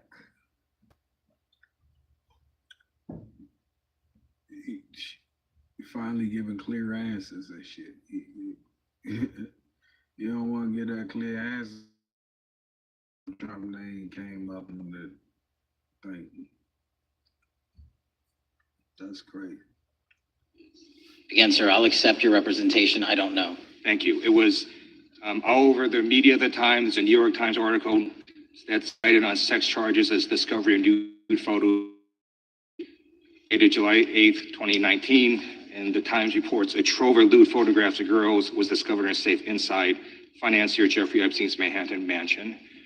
Author Michael Wolff has conducted new Epstein. I'm going to play for you a video clip of what Michael Wolff said Epstein told him was in the safe and what he showed the author was in the safe. So let's please play that clip now. Elected. And I was sitting, wait a minute, I got to show you something. And then he went into his safe and he came out with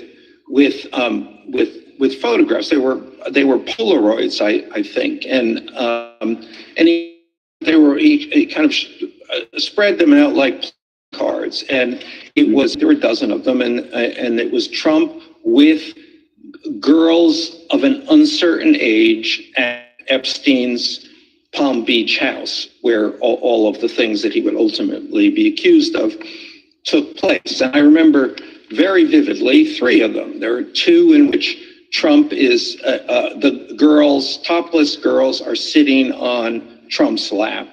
And then a 3rd in which he has a stain on the front of his, and the girls are at it, sort of bent over, laughing.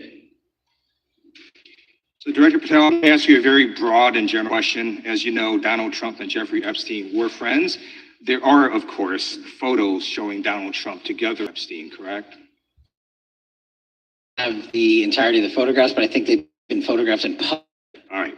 Are there any photos showing Donald Trump with girls of an uncertain age? No. How do you know that? Because that information would have been brought to light by multiple administrations and FBI investigators over the course of the last 20 years. Well, you know what? That's just not true, because no one knew about the creepy birthday message that Donald Trump wrote to Jeffrey Epstein until the Wall Street Journal disclosed the Epstein estate provides it to Congress. You weren't there at the search. You don't know what Epstein may or may not have done with those photographs even prior to the search. Maybe someone has it. Maybe the Epstein estate has it. You raise a great point. Asked to talk to Michael Wolff? You raise a great point. I haven't personally asked to talk to Michael Wolff. The FBI asked? But the FBI, I'll get back to you if the FBI specifically So Michael Wolff has ever. about 100 hours of testimony of Jeffrey Epstein. Wouldn't it be good for the FBI to interview? Don't know. Has FBI subpoenaed the tapes that Michael Wolff has conducted of Jeffrey Epstein? I don't know. All right. So if you could provide us an answer, that would be terrific. Sure. Well, let me ask you this question then. Have you looked at all the photos in Epstein files? I have looked at all the information that the investigators who investigated this case have provided to run out credible leads. And in the Epstein file, was there that creepy birthday message that Donald Trump had written to Epstein? No, that's what I was trying to tell you. You raise a great point. The estate of Jeffrey Epstein has a voluminous amount of information that they have not released before.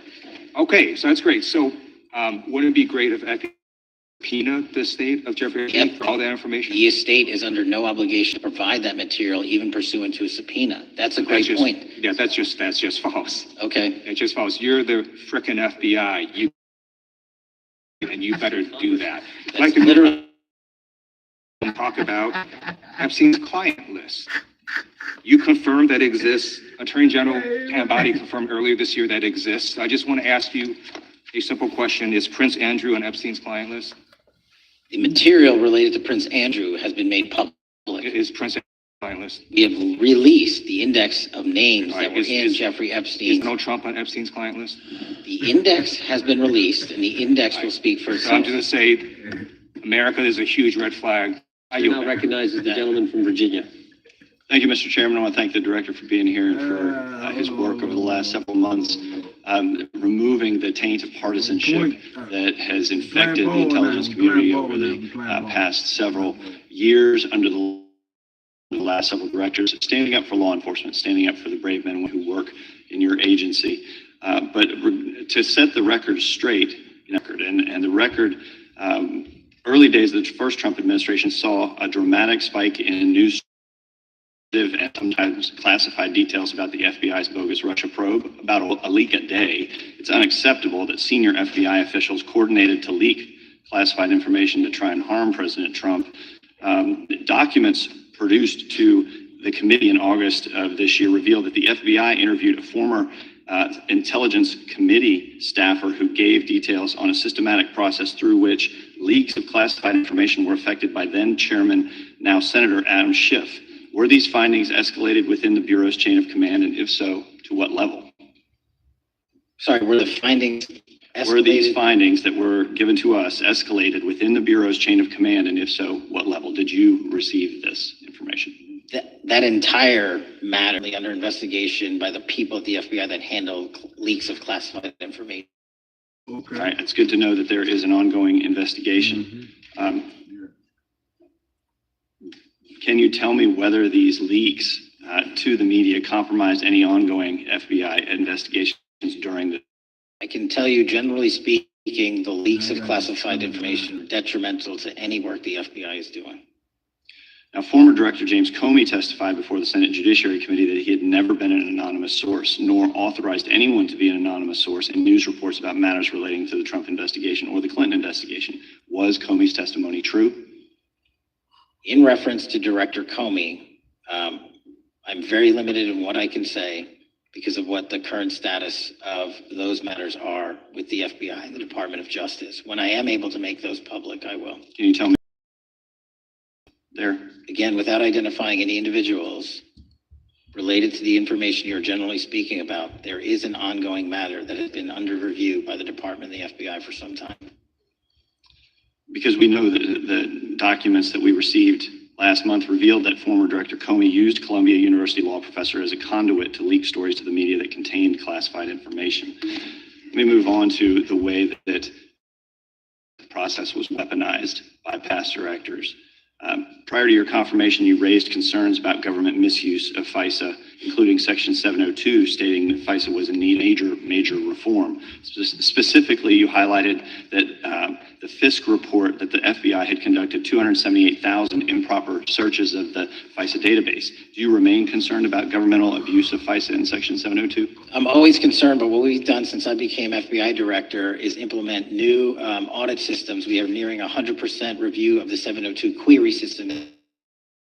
And we've also eliminated anyone that has ever touched that database that has in any way made a mistake, whether intentional or not. And we have also system in which those going forward who misuse the 702 system, they don't get 2 strikes. They get 1 and you're done.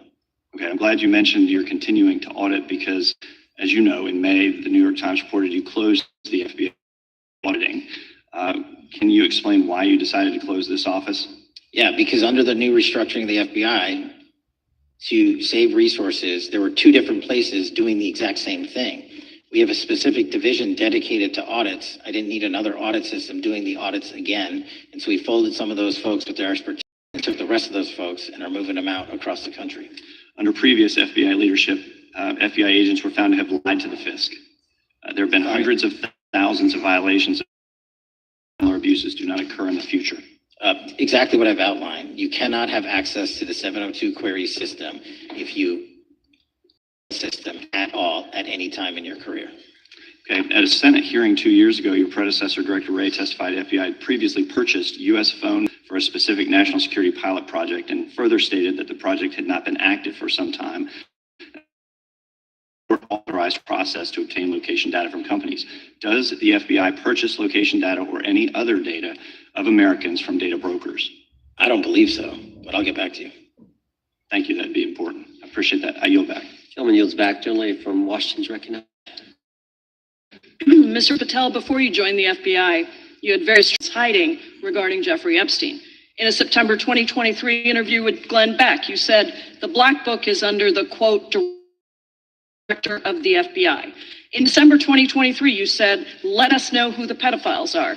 Even for a short time after becoming FBI director, in February of 2025, you tweeted, quote, there will be no cover-ups, no missing documents, no stone left unturned.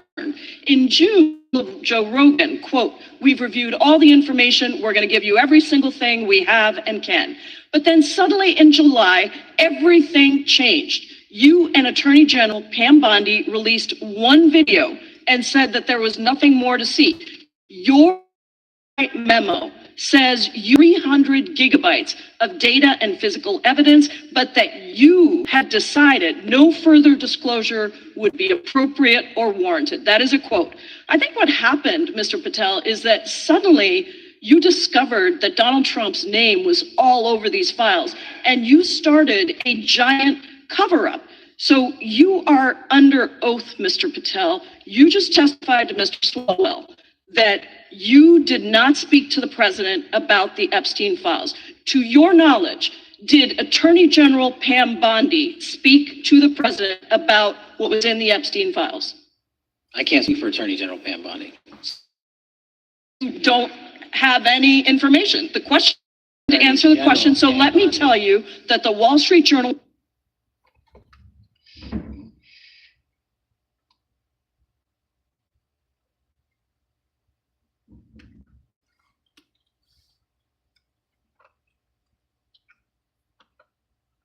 You don't got no knowledge. You don't never have no knowledge when they go to that. I gave them the fire. It's up to y'all.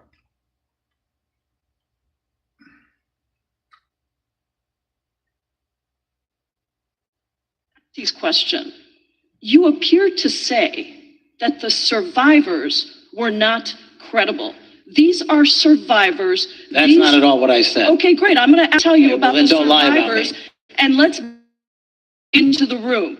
These are women who came to the Hill and testified that they were groomed and raped at the age of 14 and 16 years old, and they called to meet with the president and to meet with the FBI and to have people in. Some of them have never testified before. If you are so interested in getting the public to submit any information, why have you not met with them? You said you haven't met with them. Have you met with them? I'll give you one more chance. My director is to Is the invite all answer yes or investigative no leads. to whether or not you met with these women who were sexually abused and raped? Any insinuation by you or any What people is on the your answer? side that I am not manhunting child predators and sex traffickers, just look at the Mr. stats. Patel, And you talk Mr. about Chairman, cover-ups, man. Mr. Chairman, You this talk is about my time, cover-ups. and I will take Why as much time as I Where want. were you during the Instruct Obama and witness, Biden Mr. administrations? Chairman. Were going on? Mr. Why didn't Chairman. anyone in those administrations talk to any of these Mr. purported Chairman, witnesses? and I'm going to take another When you couple accuse of the minutes. witness of something, he's allowed to respond. That's how it works. Excuse me, He's Mr. allowed to Chairman, you have respond. always been fair. Fair, and you will get No, your- this you will is get your my time. time, and he You will give your said gentle that lady the a witnesses few additional were not credible. seconds of time. I'm going to get an additional minute of time because that's how You'll much get time you he won't get a took. minute, you'll get some seconds. What we think is under 5 minutes. You don't get to demand how Mr. much time you Patel. get. That's not how it works. Mr. Patel, are the victims of the Jeffrey Epstein trafficking ring, are they credible? Any person ongoing sexual I'm trafficking. asking you if they're credible. Ma'am, I'm Are commenting they on the credible? evidence we have. But And we have routinely asked for people to come forward with more evidence, and we will look at it. And the evidence that we have was the same evidence that the Biden and Patel, Obama Justice Departments Mr. had. Patel, And they this is determined, new. not me, they determined Mr. that Chairman, information was not Mr. credible. Chairman, he's not letting me even ask my questions. You It's ask the ridiculous. questions, he gives an answer. You may not like what he says, No, but that I'm doesn't mean you get to asking, he's not interrupt answering him. my question. Mr. Chairman, could we restore the gentlelady 45 seconds so she can?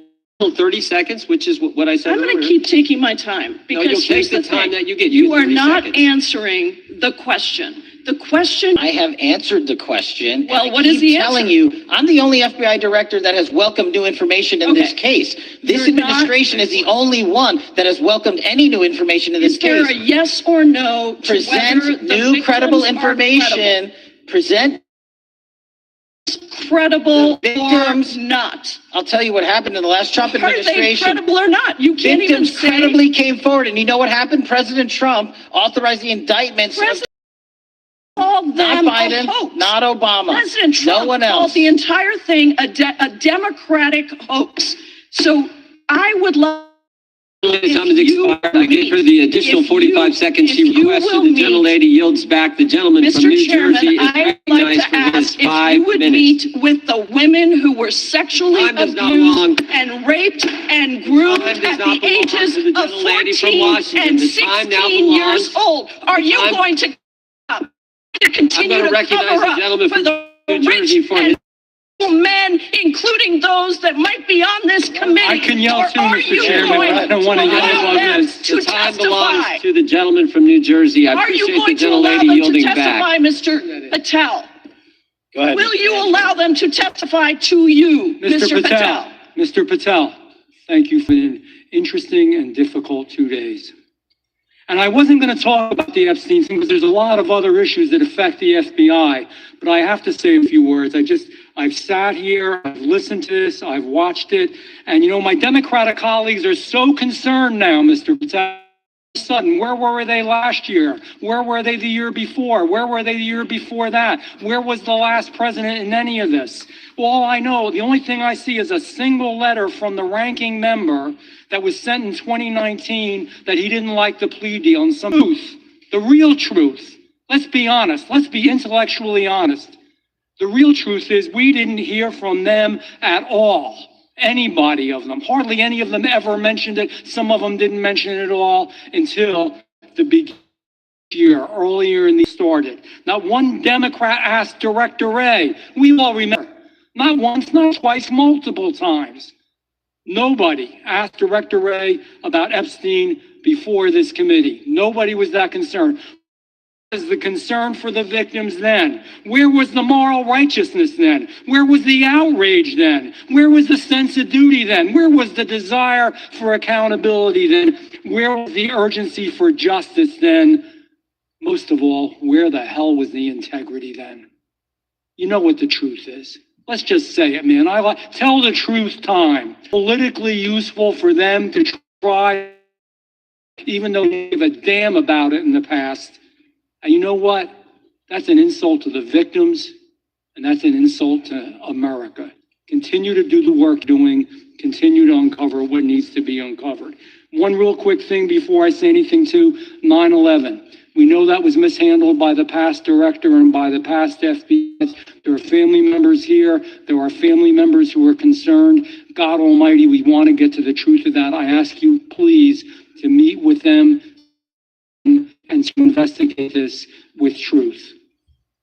In the Biden administration, we went through a very dark and difficult period of time. The FBI trust was broken with the people. Catholics were, this is the stuff we've been talking about, were labeled radical threats for praying with their rosaries. Parents at school boards were called terrorists for standing up for their children. Hindu holy men in New Jersey, we have the largest Hindu temple in the world. They were attacked wall with guns to their heads. So it isn't just the Catholics who were targeted in colleges and universities, and a lot of folks in the FBI and the past FBI, not this one, didn't give a damn. We can't go back to targeting religion. We can't go back to silencing free speech.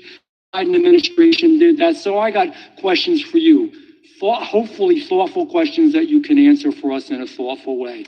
How is this FBI now, under your leadership, how are we restoring trust for Catholics, for Hindus, for Jews, for parents, for all the other, for just American people, because they had a different viewpoint? How are we restoring that trust in the FBI? In multiple ways, sir. One, and maybe most importantly, is through transparency and providing the American public with the material so they can read it themselves as to what the abuses were in the past, whether it relates to the Catholic memo or the Hindu incident you talked about at the largest temple in North America. Any institution of faith and any member of faith will not be investigated by this FBI because they are men and women of faith ever, period. And nor should they. I don't mean to interrupt you, but my freedom of speech, freedom to believe in what you want to believe in. I know you're standing up for that. Continue. I'm sorry. No, that's it. Sorry. Okay. The Richmond memo was driven by a reliance on sources. The Southern Poverty sound nice, but the organization's not so nice. And we've seen the Anti-Defamation League distort data that counts as violence. Have you been able to identify and eliminate these kinds of partisan sources? We welcome all sources, but we want objectivity and decency in the way we report all this. Have you been able to uncover any information there? How do we make sure sources are good in the future? We have reviewed the source processes that infiltrate any institutions of faith, and they will no longer be going into institutions of faith. They will be directed towards criminal activity and protecting the homeland, the two most important missions the FBI has, and that's what we're going to continue to do. Good. And I'll say this, a lot of bull today, a lot of you know what, and I'm not going to say it because I respect institutions so much going on around here. Continue to do. You are here for that reason. The administration is here for that reason. It was weaponized and politicized, the FBI, in the past. Hope to God we never, ever see that again. One of the darkest parts of American history. Thank you, Mr. I yield back. Mr. Chairman, John from New York is recognized for UC. I would like to introduce a CNN article that explains how an alleged top leader of the MS-13 gang his case was dismissed in Brooklyn so that he could be deported back to El Salvador, even though he. Without objection. Mr. Chairman, I have some unanimous consent. The lady from requests. Washington is recognized. I ask unanimous consent.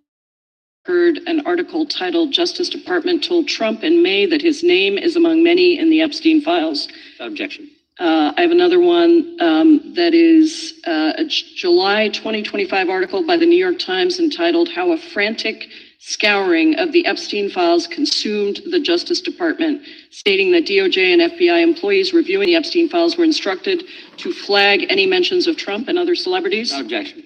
And I have another unanimous consent request to enter into an 2025 article by The Guardian.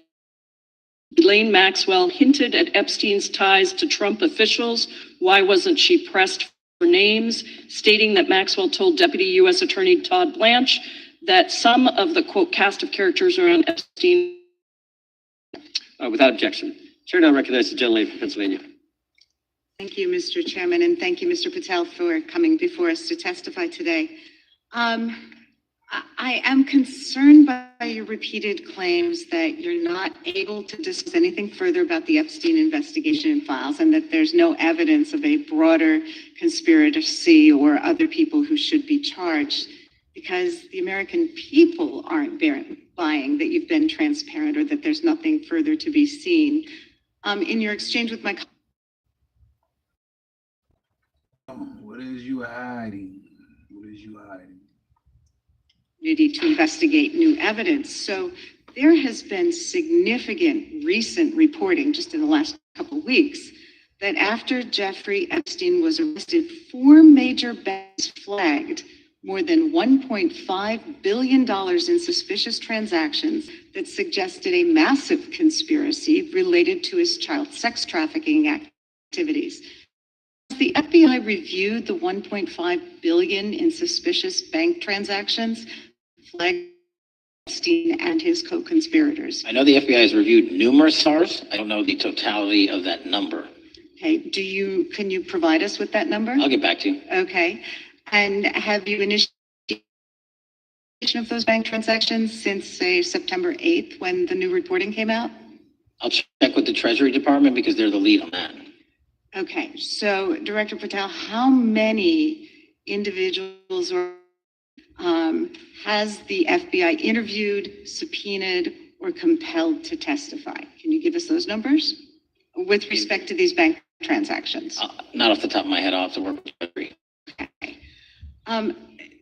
We're concerned, you see, because you say you're going after child predators, but obviously this is how you follow the money, is if you follow the bank transactions that apparently enable trafficking. Would you agree?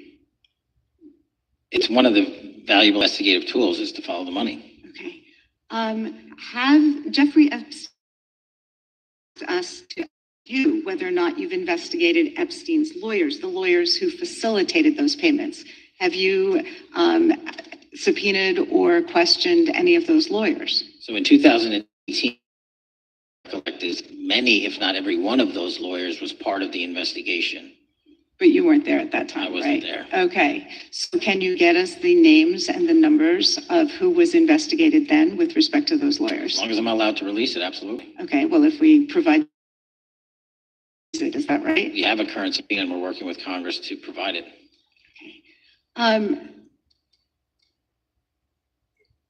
You've said that the Acosta investigation had an original sin. Basically, if you're looking at an actual pedophile ring, do is limit the time frame in which you're legally able to collect information. So search warrants that Mr. Acosta utilized in 2006 and 7 leading to the 2008 plea agreement had a very specific narrow window of years, I think 3 or 4 years. And so information pursuant to legal process wasn't collected for 10 years or 15 years or 20 years. It also, subpoenas were not sent out to hundreds of witnesses at the time, hundreds of victims at the time. None of that was done. None of these people were put in grand juries.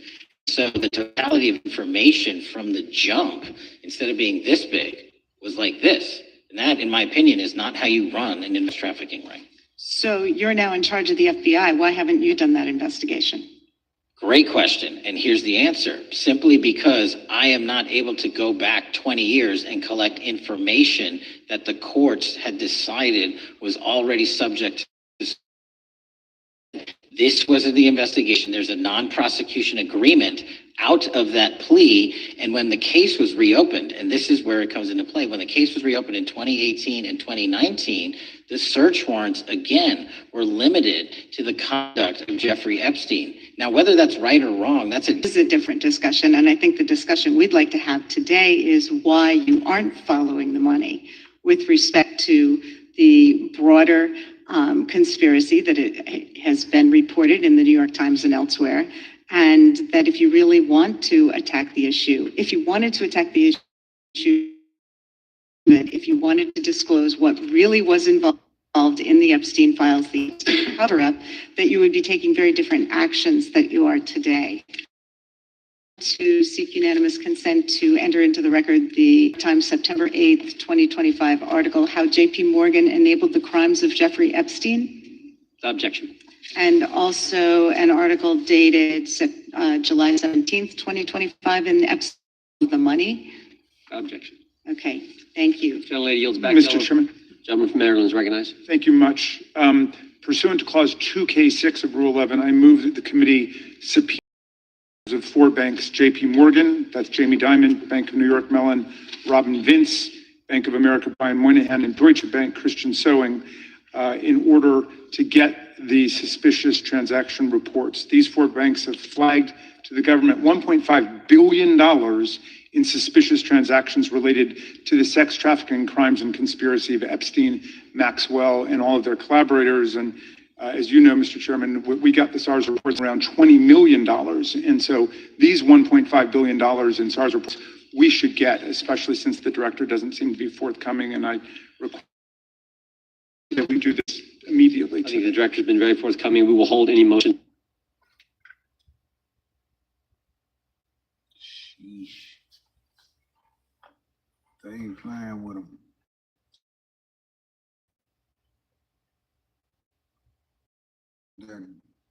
They want all the information.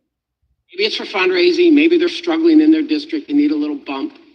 But they turn a committee into a clown show, and that's what we're seeing. You're being unjustly attacked today. Hearing yesterday, you were attacked there. We know there's an agenda. There's always an agenda.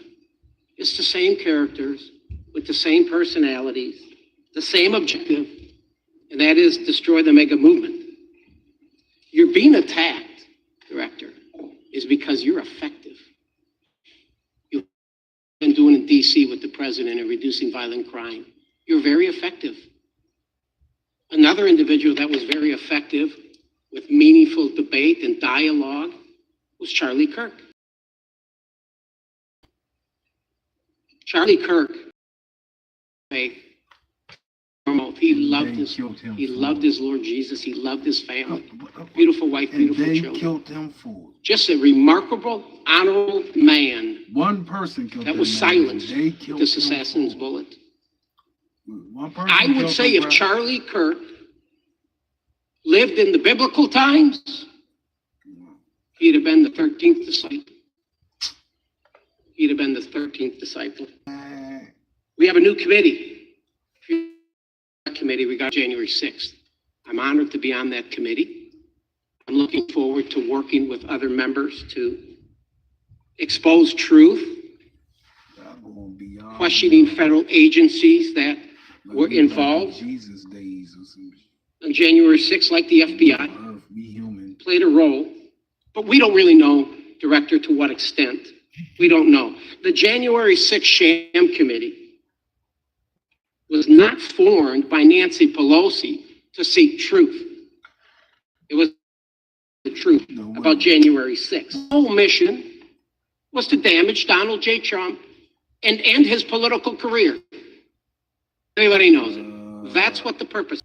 You know what's nice? So I kind of get to ask the question, though. How did that work out for you? Donald J. Trump is back in the White House, and America loves him. fraud. I spent 30 years in law enforcement, retired sheriff from a large county in the great state of Texas. With the system. I've seen, Director, I work for law enforcement today because of what you and Donald Trump have done over the last 8 months Be hacking the to hell out protect of the shit, American don't they? people. The American people couldn't count on their government to protect, puts the American people and their safety first. It's interesting, a few minutes ago, a classmate reached out to me and sent me I told him, yes, we got Director Patel in front of our committee today. And Andy Kane wanted me to tell you, he said, quote, tell him we love him. Tell him we love him and all the brave warriors exposing the deep state. Cash, you're a great American, sir. You're a great American. Your work as the director of the FBI is commendable. It's commendable. And I want to thank you, sir. Thank you for your service. Keep up the good fight, brother. Don't let him tear you down. Keep up that good fight. You have it in you. With that, sir, I yield back. Get your Gentleman, to me.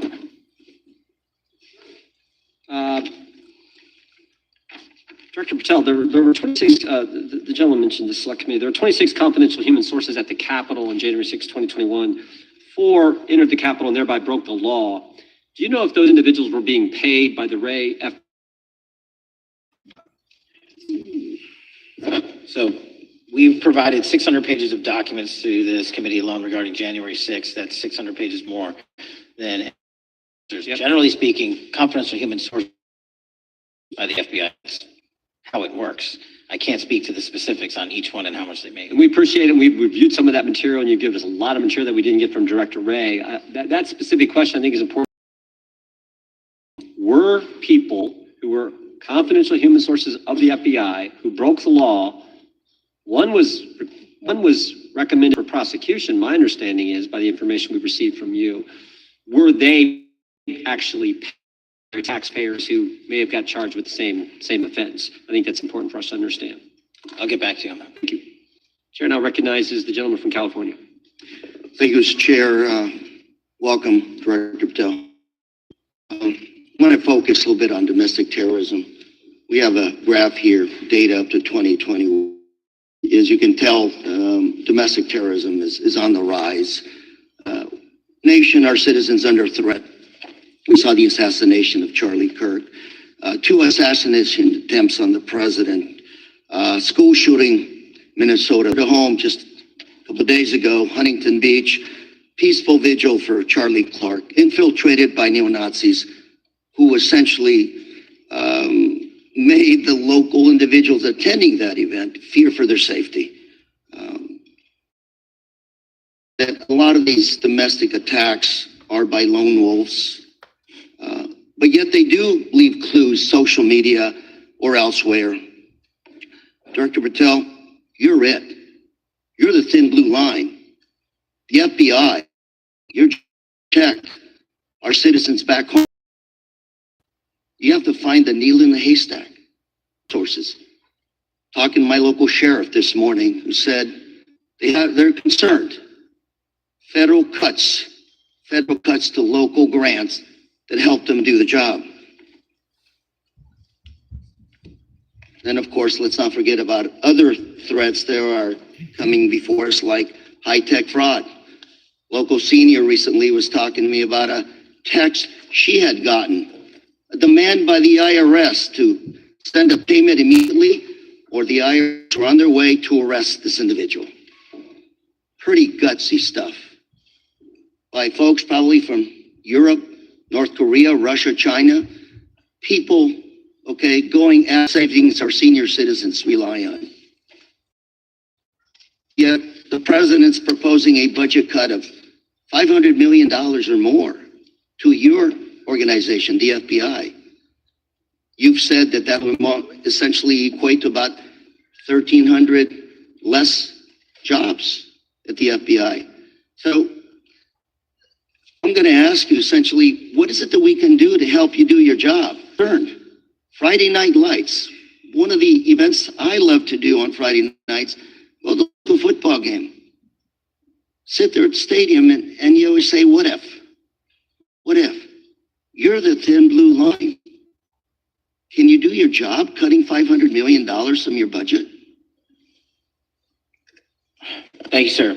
I think we are doing our job, and the distinction is with the budget that we have, we are flexing versus the field of California is receiving the largest FBI plus up of any state in the union due to that plus up. They're not getting a reduction. No state is getting a plus up.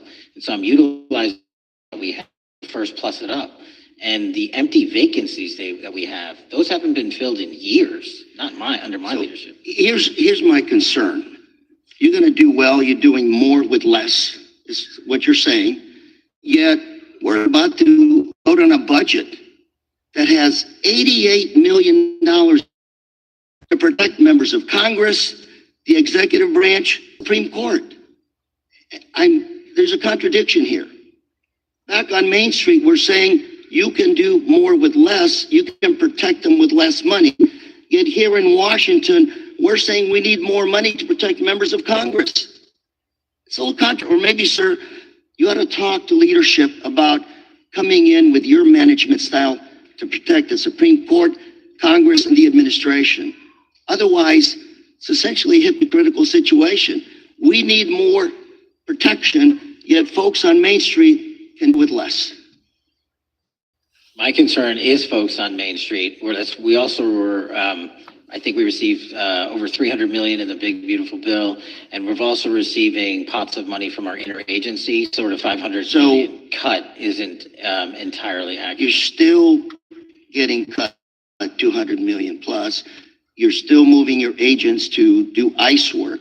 So you are leaving a lot of bases uncovered. And I'm not going to be argumentative with you, Director Patel. I'm just saying, if that thin blue line does not hold, people on Main Street will pay the price. I agree with you, sir. And I just look forward to working with you because I am very concerned that these kinds of budget cuts are short-sighted, especially when my local sheriff calls me and says, we need more support, and we're looking at budget cuts. I'll work with you, sir. Thank you, Mr. Chair. I yield time. Mr. Chairman, I have another Unanimous consent. I seek to introduce a December 2024 OIG report. The so-called whistleblower, a disgruntled former employee of the Intelligence Committee, was not a credible witness, and there were no further actions taken. Without objection. Mr. Chair, I'd like to submit some items for the record. You bet. Gentleman from California. First one, Trump's deportation diverts FBI agents off child predator cases. Second one, FBI director backtracks on administration's proposed budget cuts. And number three, Trump administration says 70% of ICE detainees do not have criminal convictions. Without gentleman from Texas is recognized.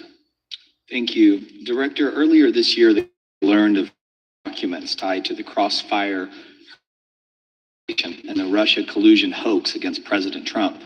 Your efforts in declassifying key documents tied to this investigation allowed the committee to acquire thousands of pages that it did not have previously. Did any of your predecessors make any effort to declassify these documents? Not to the extent we have. Did any of your predecessors share or leak any details that were classified at the time?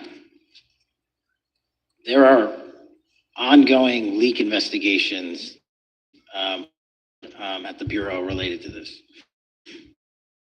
Mr. Comey, and I thank you for continuing that investigation. Among the declassified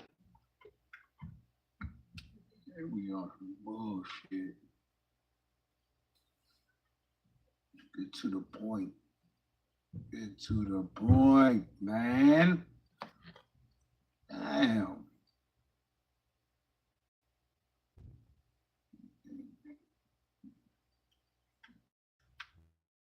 Get to the point. They keep babying him and shit, putting a pacifier in his mouth and shit. Come on, man. Stop. And to surveil the political opponent. So that is a massive scandal. We helped expose it. And in terms of the pages of productions, I provided 1,400 pages of production related to Crossfire Hurricane, and my predecessors have provided 0. I appreciate that, and I appreciate your courage and commitment to declassify important documents for our review, and hope that you'll continue with this commitment. Can we expect to see more declassification efforts regarding the Crossfire Hurricane and Russia collusion hoax? Yes. Thank you. I yield the remaining balance of my. Yeah, when I get home, I'm gonna drink a beer and I'm gonna drink a can of liquor and I'll be right on the job. Time to Chairman Jordan. I thank the gentleman for yielding. And Director, that's when it all started, right? The whole Russia, that's when it all began. It was impeachment, then it was Jack Smith and Fonnie Willis and Alvin Bragg and you name it. But it all started then. And that's why I think the gentleman from Texas wants to make sure we get all the information there. And I want to go back to when it was changed. We talked about this earlier. I just want to read to you what the CIA officer said to the House Permanent Select Committee on Intelligence. Brennan refused to remove the dossier, and when confronted with the dossier's main flaws, he responded, yes, but doesn't it ring true? So that's what he initially said. And then when he was talking to this committee, he said the CIA was very much opposed to having any reference or inclusion of the Steele dossier in the intelligence community assessment. So on one hand, you got a witness who was there who said he used to remove it even though he knew it was garbage. And then he's on the other hand telling the committee, no, we didn't want anything to do with it. It shouldn't have been a part of the intelligence community assessment, which we know it was. You know it was. You found that. Those are two entirely different stories. I think Mr. Brennan has some explaining to do, frankly, what happened. And I think you said earlier that this whole thing, and I think you said to Mr. Gooden, this whole thing is being looked at as part of this grand conspiracy to undermine the president, whether it's Comey, Brennan, Clapper, former head of the Intelligence Committee, now that's all being looked at. Is that accurate? Yes, sir. Well, we appreciate that. And part of what's also being looked at, and I think the gentleman from Wisconsin brought this up earlier, what is a burn bag for, by the way? Generally speaking, the intelligence community obviously utilizes and possesses classified documents, but drafts of those classified documents and even ultimate finished products of those classified documents have to be recorded and or discarded. And if they are discarded, the only way we do that, the hard copies, is we literally put them in burn bags that are identified specifically for that purpose. And there is a very exact courier system in which those burn bags are obtained and the material inside is destroyed. So it's to get rid of the material, right? Yes, sir. And it looks like the annex that Mr. Durham in his investigation had was put into a burn bag by your predecessor, I assume, to be destroyed. Is that accurate? Without getting into the of the evidence, anything that's put in a burn bag is for purposes of destruction. Do you find that interesting that the Durham annex was placed in a burn bag, that you would discover that when you took over as the head of the FBI? We found a lot of information in a lot of burn bags. Well, we appreciate you finding that. We'd like to know a little bit more about that, and we look forward to that information coming forward. And I appreciate the gentleman yielding. With that, we now recognize the gentleman from Colorado. Thank you, Mr. Chairman, for holding this hearing. Thank you. I have a couple of questions regarding a terrible shooting that occurred in Colorado, a state, as you may know, that I represent. You've testified previously about, I think, what you would describe as your efforts to provide more information regarding the investigation with respect to the horrific assassination of Mr. Kirk. And so, in that vein, I'm hoping you can provide this committee and my constituents in Colorado with some clarity. Absolutely. I think, as my colleagues know, in Evergreen, Colorado, I proudly represent at Evergreen High School, a shooter ultimately injured. 2 students were praying for their swift recovery. There's an article here from Colorado Public Radio. The title is, quote, FBI was already investigating an account that may have been shooter. You're familiar with the circumstances generally, Director, regarding the tragedy. Yes. So my understanding from the public reporting is that an organization reported to the FBI in July of this year regarding, just reading here from the article, that the FBI opened an assessment into a social media account user whose identity was unknown and who was discussing the planning of a mass shooting with threats non-specific in nature. This is the FBI's statement to the press. And that the FBI continued to work this assessment investigation location of the user up until September 10th, 2025, which was the day of the tragedy. Can you provide us some clarity on where the account user and maybe describe in greater detail the FBI's work in that regard? Generally speaking, yes, because I know even though the shooter's deceased, the investigation we're not done. And so the impediments to finding these individuals, and you highlight a great point. We had 2 huge tragedies in the span of days in this country. The school shooting in Evergreen, Colorado being one of them. And going out onto these social media platforms, which are so large, is our biggest impediment. And we need to rely on the service providers. There's actual legislation, I can't remember the name of it, that's up for renewal, which will, and I think at the end of the month, which gives service providers the ability to report that information in from their end without liability. We need that to continue, because while the FBI has so many people and the police are great at doing it, there's just too many platforms to cover down on. Well, I appreciate that, Director Patel.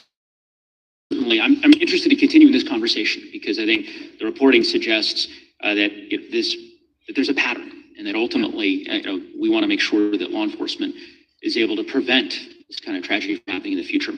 I have a question. It's not meant as a gotcha question, so it just frame it there. But it is in regards to some reporting around a periodic transaction report that you had filed earlier, this year. So this is in July, pursuant to the ethical obligations as a senior executive official. You remember filing that in July? Yes. Yeah, so in that report, as best as I can surmise, you disclosed that you divested $100,000 or more in a variety of different stocks, which I presume was pursuant to the ethics agreement that you negotiated with the Department of Justice. In that same report, there's a disclosure regarding purchases of two different transactions. So between in a national coffee house chain and between $50,000 to $100,000 in a semiconductor company on May 9th and May 12th.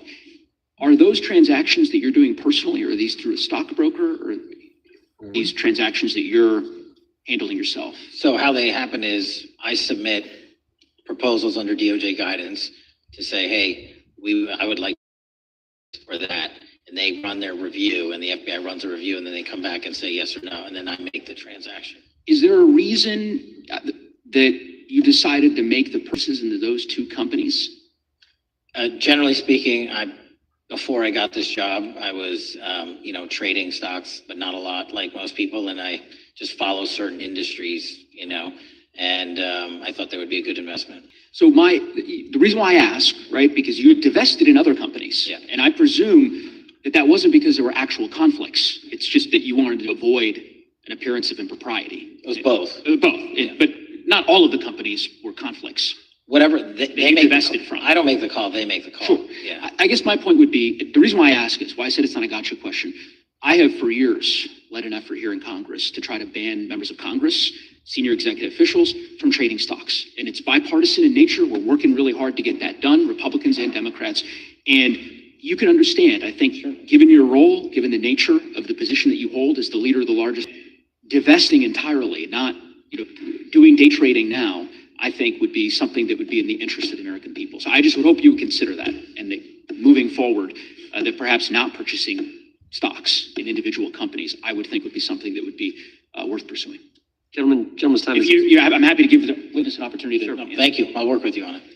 Gentleman from Alabama is recognized. Thank you, Mr. Chairman. Thank you, Director Patel, for being here today. Newly declassified documents confirm that the intelligence community under President Barack Obama knowingly relied on unverified and fraudulent evidence to manufacture a false claim that Russia, in fact, meddled in the 2016 election. Is there more to be done to uncover the depths and origins of the Russian collusion? There is, and we're doing it. Why should Americans still care about that, Director Patel? When we put out the facts about a weaponized bureaucracy, because we found the FISA documents, because we found the 302s and the 1023s, then it becomes a political football. My job is to continue to put out that information and let the American public read it for themselves when I'm lawfully able to do so. And that subject, Russiagate or otherwise, wherever the law allows me to do it, I will do it. You know, when I first came in 2020, the number one concern as I was doing town halls was the weaponization of the government against the American citizen. And so, are there things that you're doing, structural reforms that implementing so that the FBI cannot be weaponized again, whether it's against President Trump or future elected presidents? It shouldn't be weaponized against anyone. And the structural reform is simple. If you're going to go after a political individual or someone seeking political office, there has to be a grounded basis in law and fact to open up a criminal investigation. And if there's not, the investigation isn't even opened. And I've also gone back and reviewed other CAPE officials, and we've closed a number of them because we felt that some of these actions were weaponized on either side of the aisle. I felt it wholly inappropriate for the FBI to be playing umpire and referee amongst these decision makers when there was no factual or legal basis to continue those investigations. So I shut them down. And I think that's so desperately needed because we need to restore trust in law enforcement and certainly in the DOJ and the FBI so that the American people don't fear the very government that is supposed to protect them. And so thank you for doing that. On August 11th, you released to the committee documents. Hold on, out. Shit. Y'all trying to go get drunk. I'm gonna take me a quick break. Be right back.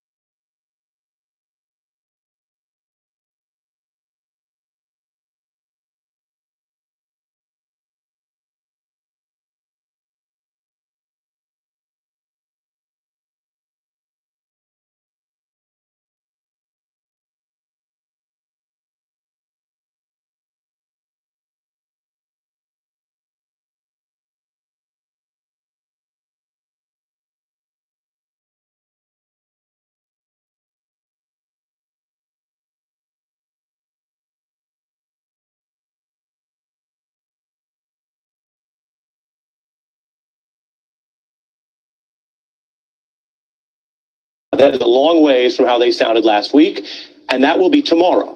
Disney and ABC announcing Kimmel goes back on the air despite these government Trump efforts to silence him tomorrow. Here is the statement. I'm going to read you. You can make sense of it yourself. Last Wednesday, we made the decision, these Disney executives say, to, quote, suspend production on the show, referring to Kimmel, to avoid further inflaming a tense situation at an emotional moment for our country. They continue today, quote, we've spent the last days having thoughtful conversations with Jimmy, and after those conversations, we reached the decision to return the show on Tuesday. So that is the news, and that's how they're putting it. Of course, there's a lot more to this, and we're going to get into that right now. Donald Trump's FCC chair, the government, set this in motion.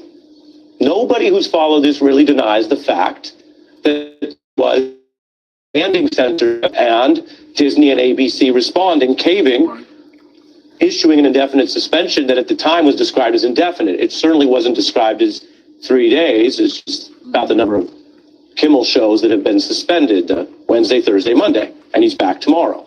So this is a big change. The government wanted to silence Kimmel, and it seemed the night that this began, the news breaking actually in this hour, that they were getting somewhere with that. So now, 5 days later, Disney's decision to restore Kimmel's show, to reverse course on what they said was the initially right thing. Now, the opposite apparently is what they think is right, whether that means right for ABC and its standards, or right for Disney as a corporation, or right in the broader sense of free speech in our country right now. And Disney is not just a company, you know that, but they also have stakeholders in what we might call the creative community, writers, artists, comics, journalists, and political people at ABC News. So they were facing this massive backlash to one of the greatest government crackdowns in public admitted since the McCarthy era. About the creative community, I'll give you an example. Hundreds of actors, musicians, rushed and growing open letter. I mean, more people were joining that in real time up and through today and joining this effort, defending free speech. Many of these people saying it doesn't matter whether you agree with what was criticized about Kimmel or other things he or anyone has said. The whole point is free speech, not government censorship. Artists boycotting the premiere of a Disney documentary. A major musician, Sarah McLachlan, skipping the red carpet for her own related company film in protest. It was just getting started. Inside the FCC government censorship war was not being contained. It was spreading to a wider war. Disney has other business and commercial and cultural interests, and they had Marvel stars, Mark Ruffalo to Marissa Tomei, speaking out against the suspension.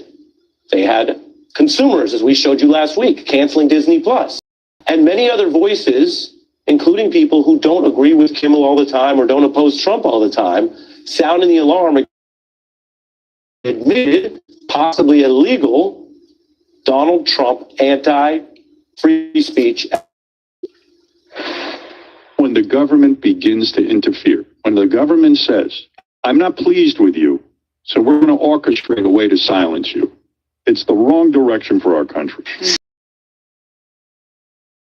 Taken off the air, but the government cannot apply pressure to force someone to be silenced.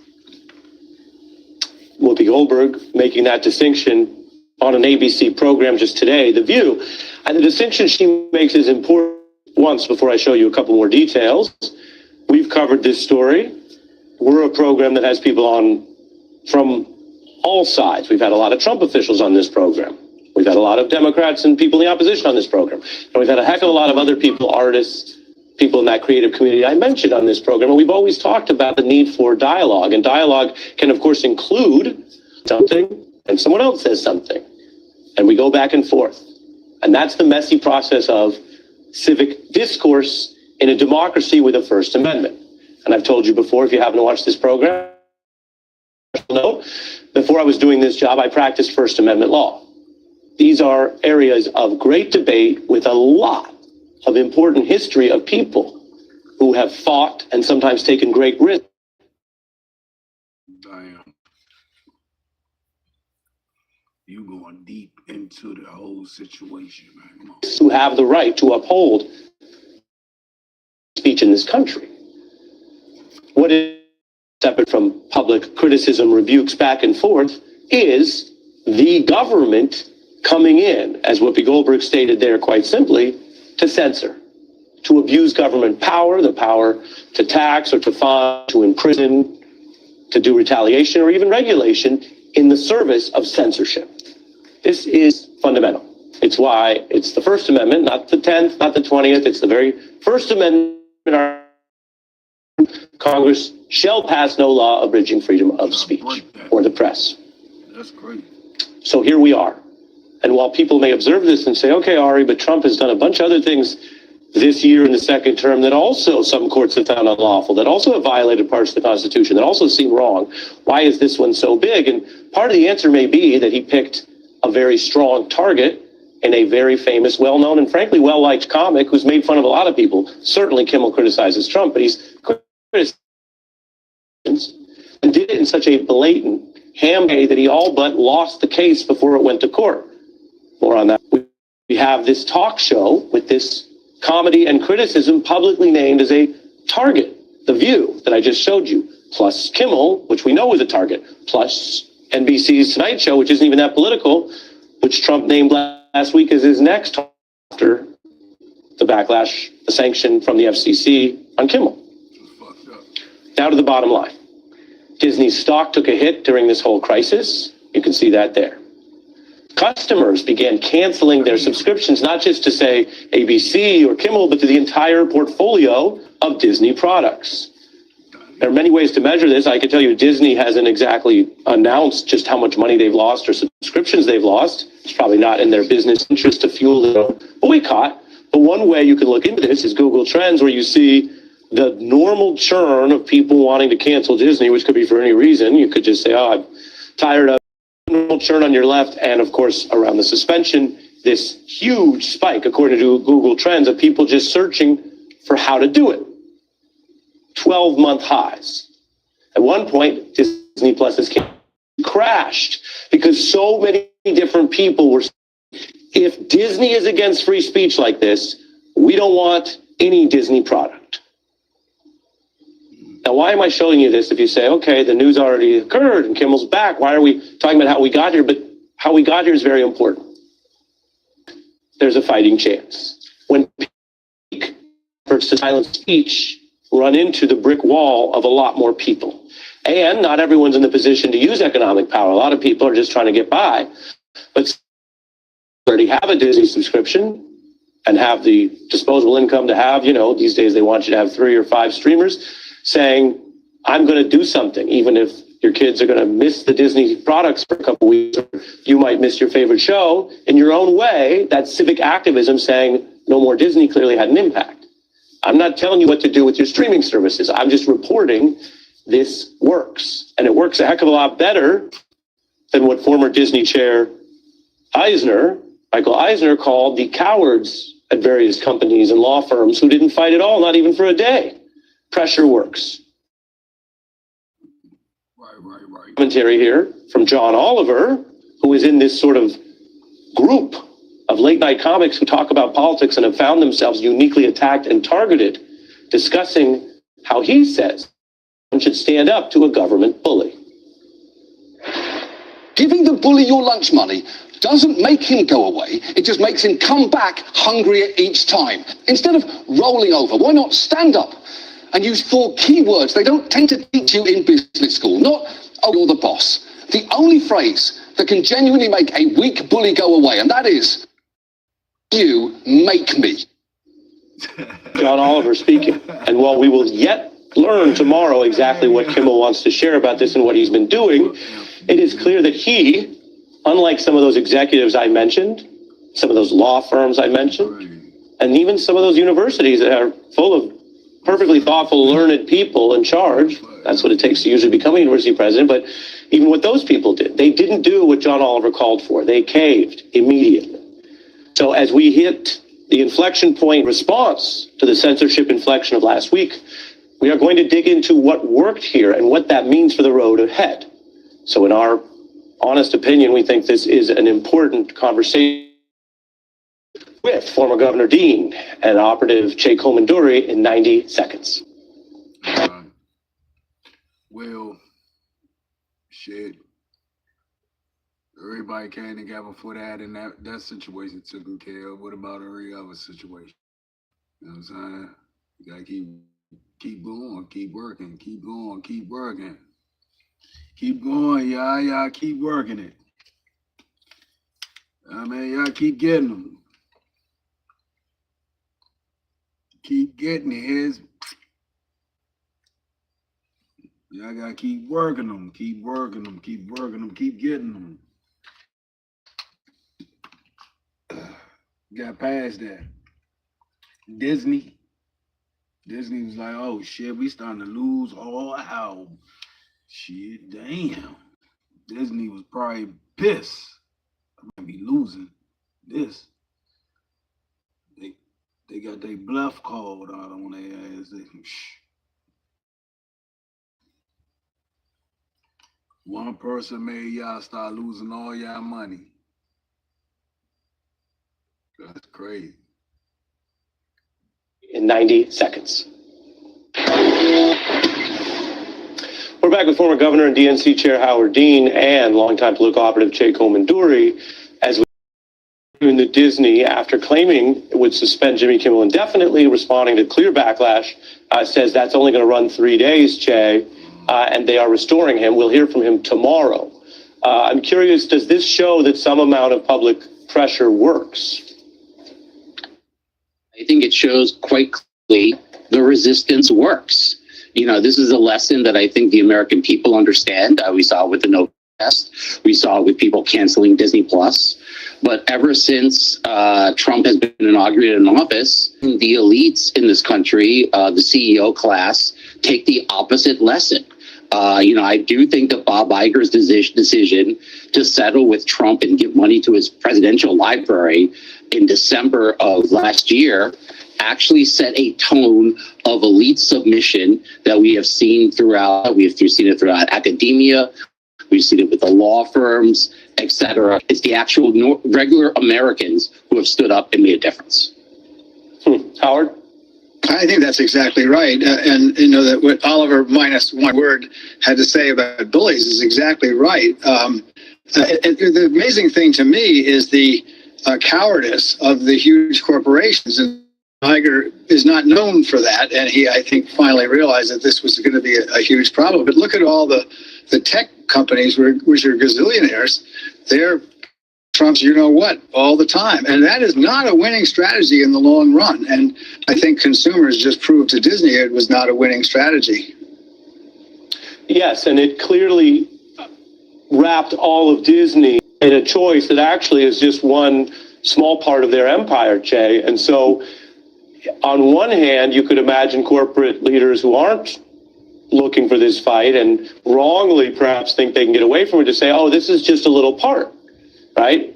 The actual amount of revenue for a late night show compared to Disney and the parks and everything and the Marvel movies is small. What you both just referred to, a massive, righteous, and very clear backlash, actually supersized it up to affect some other parts of Disney, Chet. Yeah, and the reality is that, people talk about the model and how that's a small part of the Disney empire. What makes anybody at Disney think it's just going to end with Jimmy Kimmel? What's to stop after this? Donald Trump saying, you guys in Star Wars, I would like Luke Skywalker to start looking like Don Jr. You guys are doing or this. Or at least, Jay, or at least have an orange lightsaber in the mix. Exactly. That's a great point. Or have the alliance wear MAGA caps now. I mean, they could decide to dictate every element of Disney's business, the nature of the entertainment, who they hire at their theme parks. Maybe I want you to look through the social media of all your employees and get rid of those people who said bad things about me. What we know is if you give bullies an inch, they take a mile. That is why, as Timothy Snyder pointed out, with authoritarianism, don't give an inch. Yeah, and I don't know how often Governor David Letterman and Ted Cruz agree on a comedic punchline or how to make a point. They both attacked the Trump FCC as the mob. And this comes, of course, in the wider climate where that's not, what's the word I'm looking for? That's not hyperbolic, because Donald Trump threatening opponents, saying he wants his opponents silenced, indicted, jailed, not because they've done any crime, but because of their free speech. So it's not like the Kimmel thing happens in a vacuum. Other people's free speech with other things.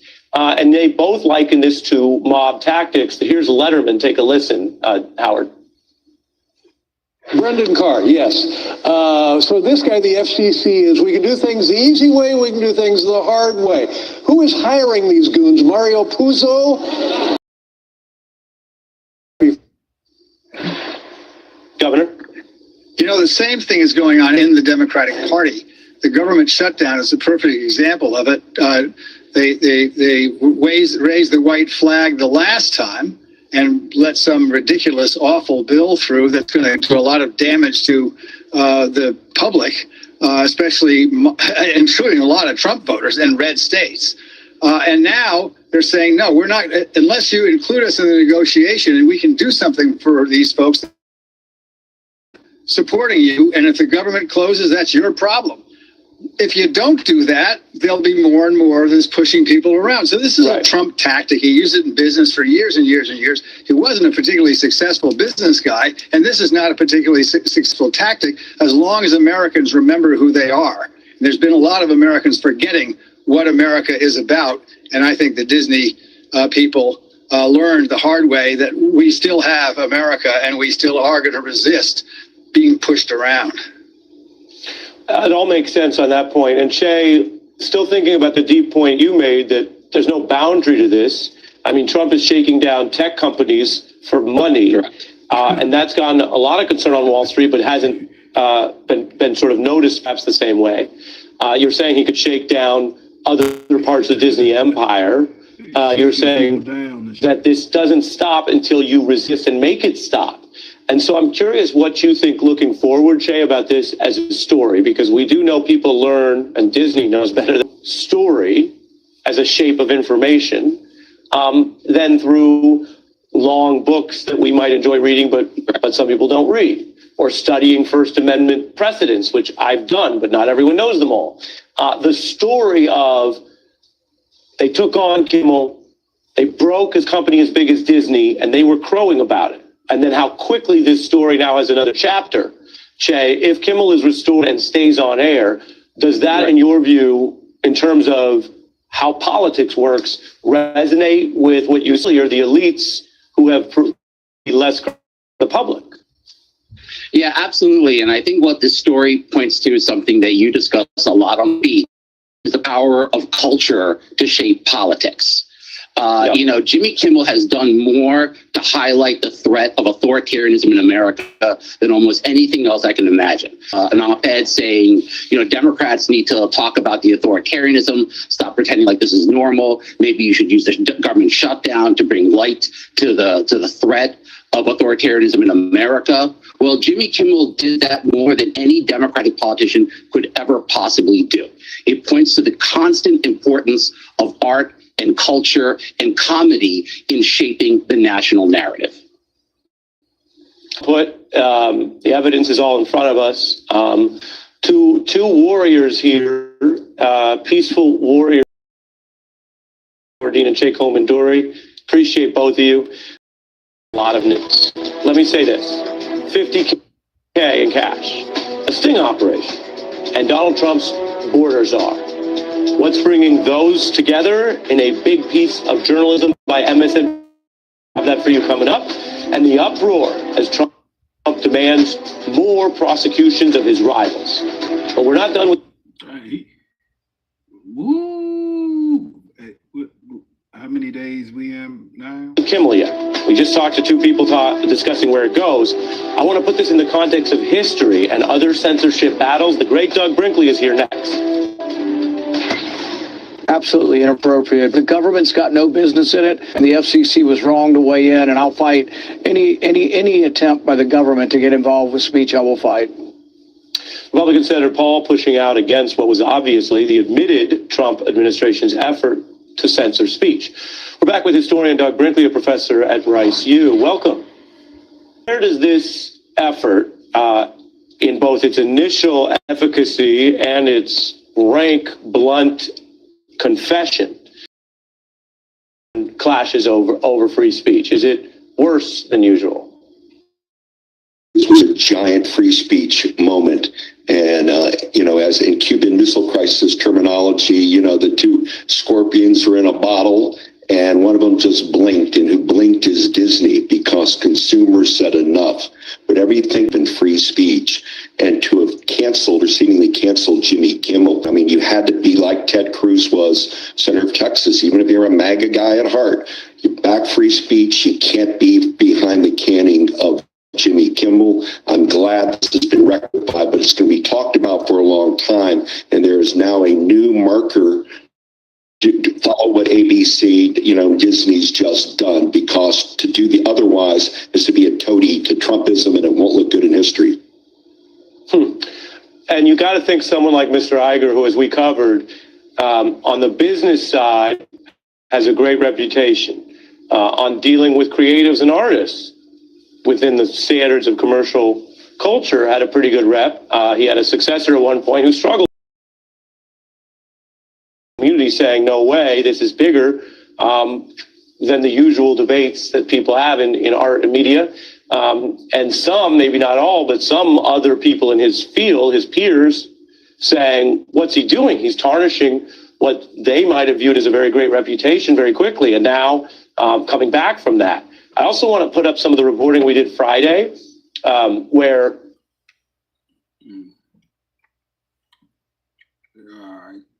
Okay.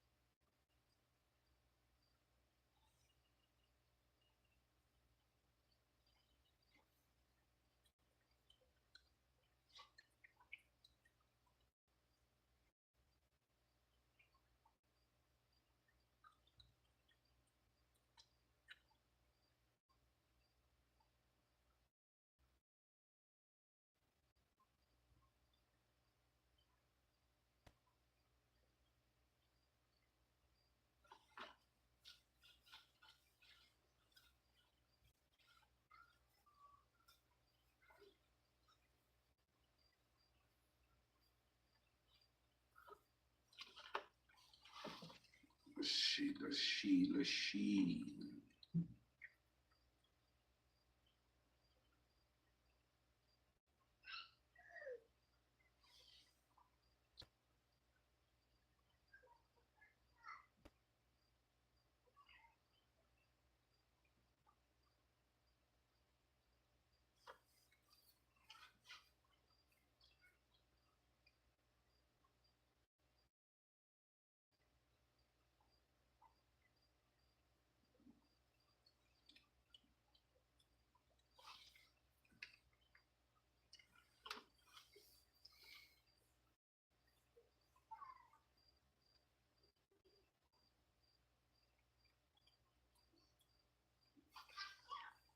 Crazy.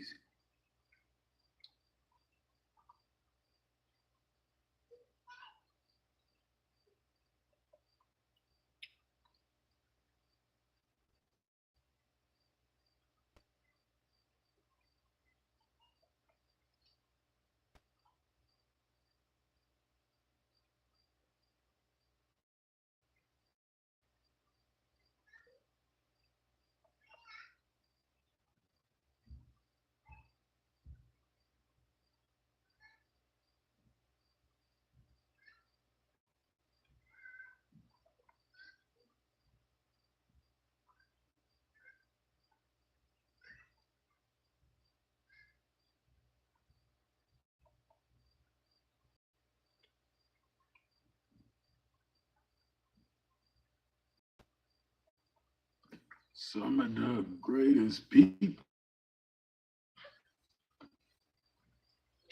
We do have Vice President Kamala Harris here tonight for her first news interview since leaving office, her first news interview since the election. I'm very excited to speak with her. I'm a little nervous about this interview because it's a big deal, I'll tell you. I do have one thing to tell you, though, separate and apart from that, before we get started. Just today announced that my new documentary is going to be airing here on Friday, October 17th. This is a brand new documentary I've made. It's called Andrew Young, The Dirty Work. We're going to have a special Rachel Maddow show here on MSNBC that night at 8 p.m. Eastern. It's Friday, October 17th, and then the doc is going to air right after the show. So if you just pop that in your calendar for me, if you don't mind, Friday, October 17th, I will have more to tell you about it in the days ahead, but it was just announced today, so I wanted to let you know. That said, you may remember there was a sort of mantra in her campaign, a call and response that she used in her rallies. She would say, when we fight, she'd say, when we fight, and then everybody would say back with her, we win. And of course, what everybody knows now very much too well is that she did not win the election. And her new book is about that. The new book is called 107 Days. It comes out tomorrow. It is the story of her 107-day-long campaign for the presidency, the shortest presidential campaign in modern history. She describes in the book, on page 1, how she learned from President Biden that he would end his campaign and hand the reins to her. She learned that news less than half an hour before the whole rest of the world learned it as well. She writes about how everybody in Democratic politics responded when she made all her first phone calls to tell everybody the news, to ask them for their support.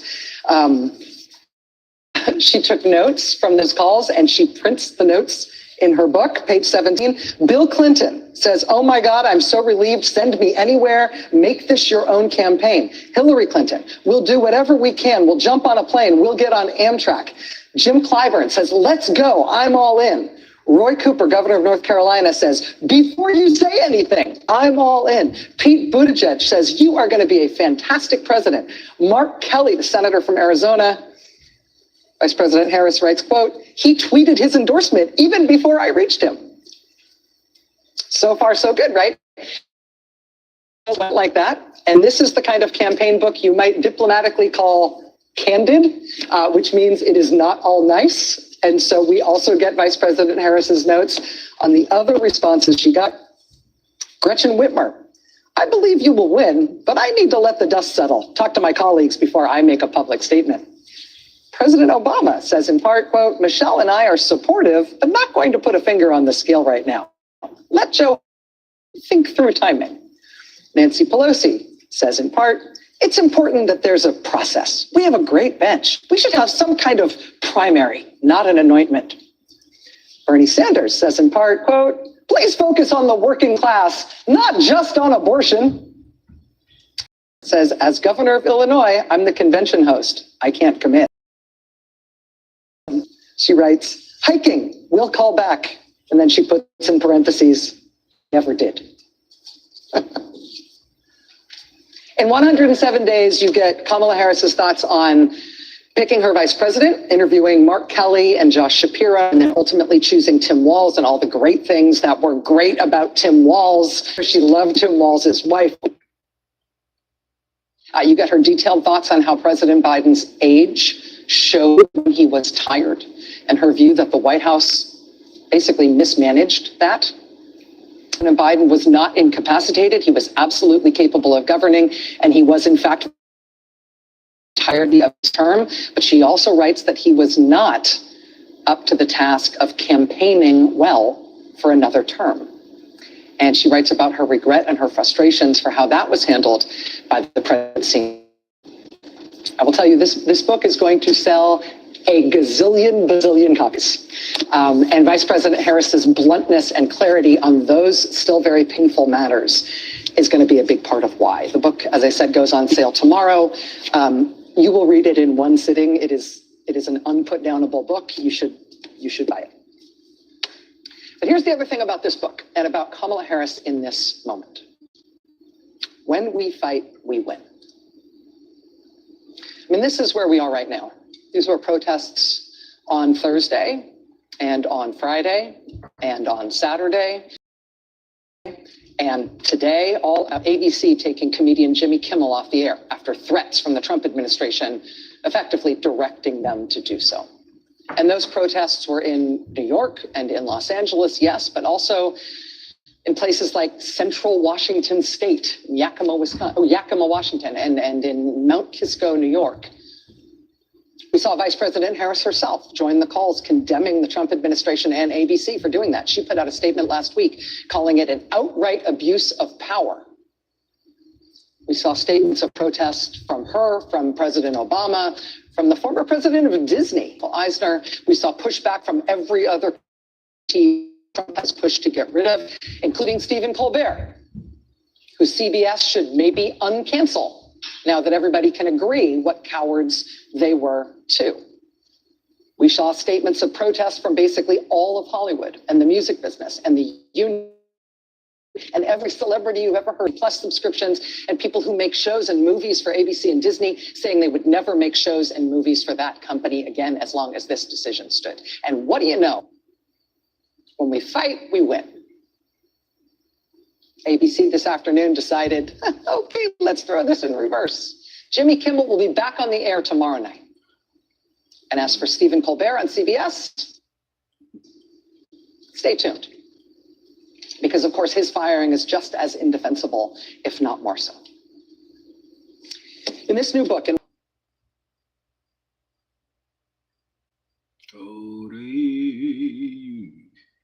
You rapping about the book too long. Just let people get the book.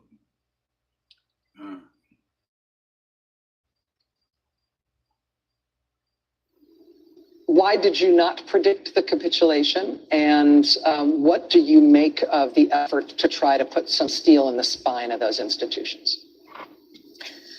So, as you know, I am a lifelong public servant. And, but I've worked closely with the private sector over many years. And I always believed that if push came to shove, those titans would be guardrails for our democracy, for the importance of sustaining democratic institutions. And one by one by one, they have been silent. They have been, yes, I use the word feckless. Tester Up is a scam. I only made $81. Okay, you said it's a scam, but you made $81. Does that make sense to you?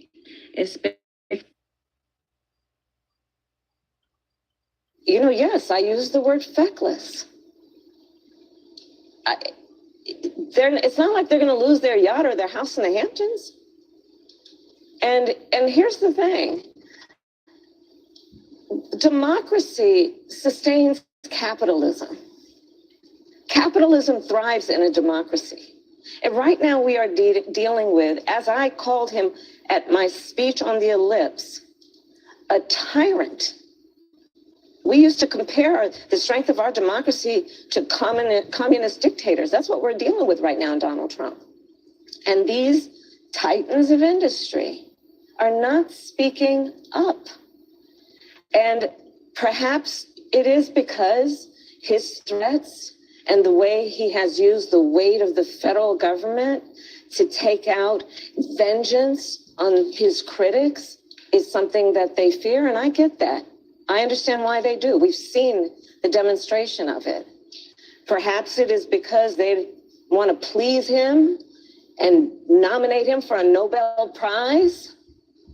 Perhaps it's because they want a merger approved or they want to avoid an investigation.